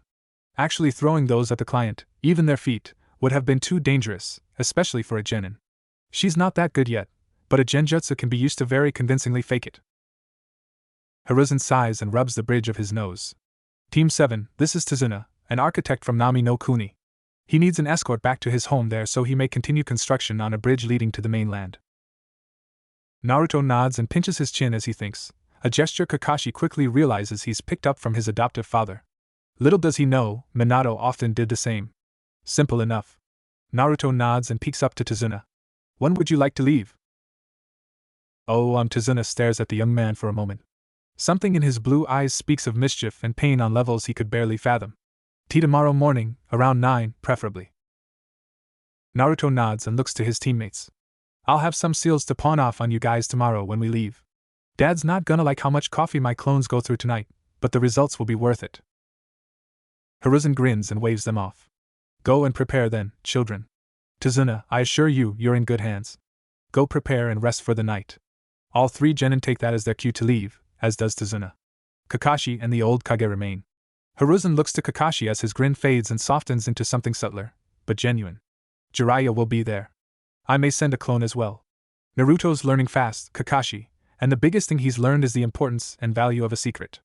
He'll understand, and he'll know to keep silent. More so, I think finding out now, and finding out he's already naturally on something so similar to his father's path, will inspire and motivate him further. This is a perfect opportunity to test his resolve. Just as well, it'll test Sasuke's willingness to work with Naruto instead of focusing on any gap there may be between them, and expose Sakura to some of the most difficult aspects of shinobi life. That girl may be good with illusions, but she seems to have one of her own regarding shinobi life still. We need to break that spell and be certain she has the strength to progress. Kakashi nods and averts his gaze, staring out the window as he watches his students wandering down the street and splitting up. It's not like you to take a gamble like this. You usually play things much safer. Why gamble now? Silence falls as Hiruzen internally debates on how to answer. Those three, I know you see everything I do in them. But I also see more. You see your own team. I see my students. There's so much potential. But potential like that came at odd costs. You know how they all ended up. Jiraiya lost hope. Orochimaru let his craving for power turn him into a monster. Tsunade's bright future was cut short by losses she wasn't prepared for. And your team. Right, we need to make sure they don't turn out like we did. That I don't become another you. That they don't become another of my team, or yours. We can't let history repeat itself. That requires a few gambles to pull off. He turns and walks to the door, hands deep in his pockets. I'll follow your lead on this, then. Nami, huh? Iruka passes Naruto a plate of the pork cutlets he'd prepared for dinner, along with some risotto and, much to Naruto's chagrin, some asparagus. I was there once, when I was younger. Decent place from what I recall. Be sure to pick up a few souvenirs if you can, with some of your hunting money. Naruto nods and digs in, trying to get the asparagus out of the way quickly. I'll try, depends on how long Kakashi wants us to stick around there, really. He takes a moment when he thinks Iruka isn't looking to drop a piece of asparagus down to Yoko. She digs into it eagerly, as it's buttered and salted perfectly. Oh, and I'll be buying some extra coffee for you to replace what my clones are going through tonight. Iruka pauses and peeks up to Naruto from his plate. Your clones are pulling another all-nighter preparing seals for tomorrow, aren't they? Yeah, already working on it in my room. I'll get more of them on it soon. Iruka sighs and hangs his head. Of course. Well, at least you're planning ahead. Any seals in particular? Well, there is one. He grins. I figured, what rules say an object sealed in the scroll has to be unsealed from the same place. So I'm using an entire scroll, putting objects in on one end, having it contained in the middle, and the moment it's detected arriving from one end, it's unsealed on the opposite end. Iruka pauses as he considers the possibilities of that. How that's quite the trick. And because it only has to conform to the shape of the scroll, which he pauses and slowly turns to stare at his adopted son, which can be folded around corners and walls. Dear God, that's brilliant. Naruto's evil laughter echoes through the house in various stages and volumes throughout the night. At one point, his clones began a maniacal chorus at around 3 a.m., up until Iruka dispelled them all. Naruto's dreams were then graced with evil laughter from the Kyuubi as he got to witness the incoming memories. Deep in the woods of Nami no Kuni, a man in a bandage mask up to just beneath his eyes pulls the bandages down just enough to expose his lips and tilt back a swig of sake. This arrogant midget's pissing me off more and more every day. He nearly tosses the bottle, but pauses as the room's temperature drops a bit. He peeks to his subordinate seated across the room, meditative, but slowly freezing the space around them. Zabuza-sama. What has he done this time? Zabuza grunts and sets the bottle down. Bastard thought I wouldn't find out he was undercutting me and hiring someone else who'd do the job cheaper if he can manage to do it faster. Apparently, he got word from one of his company's executives in Hai no Kuni that Tazuna was spotted on his way to Konoha. He'll have an escort. I doubt I'd have trouble killing whoever sent, but Gato apparently thought it necessary to double dip on mercenaries and hire some no-name brat who abandoned the tree huggers years ago. A little shit who thinks he's great just because he's got a special sword. Jackass doesn't even know how the hell to use it. Haku sighs. There's 3 things in particular that always piss her master off. First, is anything involving Yagura. The failed coup and trying to raise funds to try again has left everything he does connected to that horrid past somehow, and keeps him in an almost perpetually foul mood. Second would be customers who don't get what they're buying and try to play financial games with Shinobi out of arrogance. Lastly would be people who don't take the skill he built his entire profession on seriously. All 3 of those together has him in a foul enough mood for Haku to detect his killing intent simmering beneath the surface at all times now. It's interesting, though. Haku had met Aoi once before. His arrogance was truly something to behold, nearly as much so as that blade he stole. So then I took the 10 skunks I'd caught in my traps that week and knocked them out, then set them loose in half the grocers in town. Raucous laughter bellows from the slightly drunken and aged architect, peeking back to the troublesome blonde with the widest grin he'd managed in weeks. Brat, that has to be one of the best damn revenge pranks I've ever heard. And believe me, I work construction, I've seen some shit go down on the job. He barks out another laugh and takes a heavy swig. You ever see what happens when bored construction lackeys have a passed-out coworker and a surplus of cement? Naruto's eyes nearly light up. I have yet to witness this majesty, but damn do I want to. Kakashi groans and covers his face for a moment. You're going to learn to use cement as a jutsu trap now, aren't you? Naruto scratches his chin as he thinks over the application. Well, depends on the elements required. I have earth, and I can probably learn the minimum of water needed to pull that off if I really push it, but I'm not sure about what else would be involved. Kakashi pauses as he watches Naruto think. It's such a marvel to him, watching him set himself to solving a problem like this. So much like his father. It's far from a conventional puzzle either, yet he still views the pieces and seeks an abstract solution to an abstract issue. He can nearly see from the twitches in his face that he's already conceptualized the elements as the largest pieces of the puzzle but isn't certain if it's set with those 2 or needs another. Eventually, he decides to pitch in on the issue. As best I know, cement-based jutsu tend to require a combination of earth, water, and fire. It's a pretty abstract combination, and the only time I've ever seen anyone use it. He pauses and looks to the sky. Well, last time was someone of considerable rapport from IWA.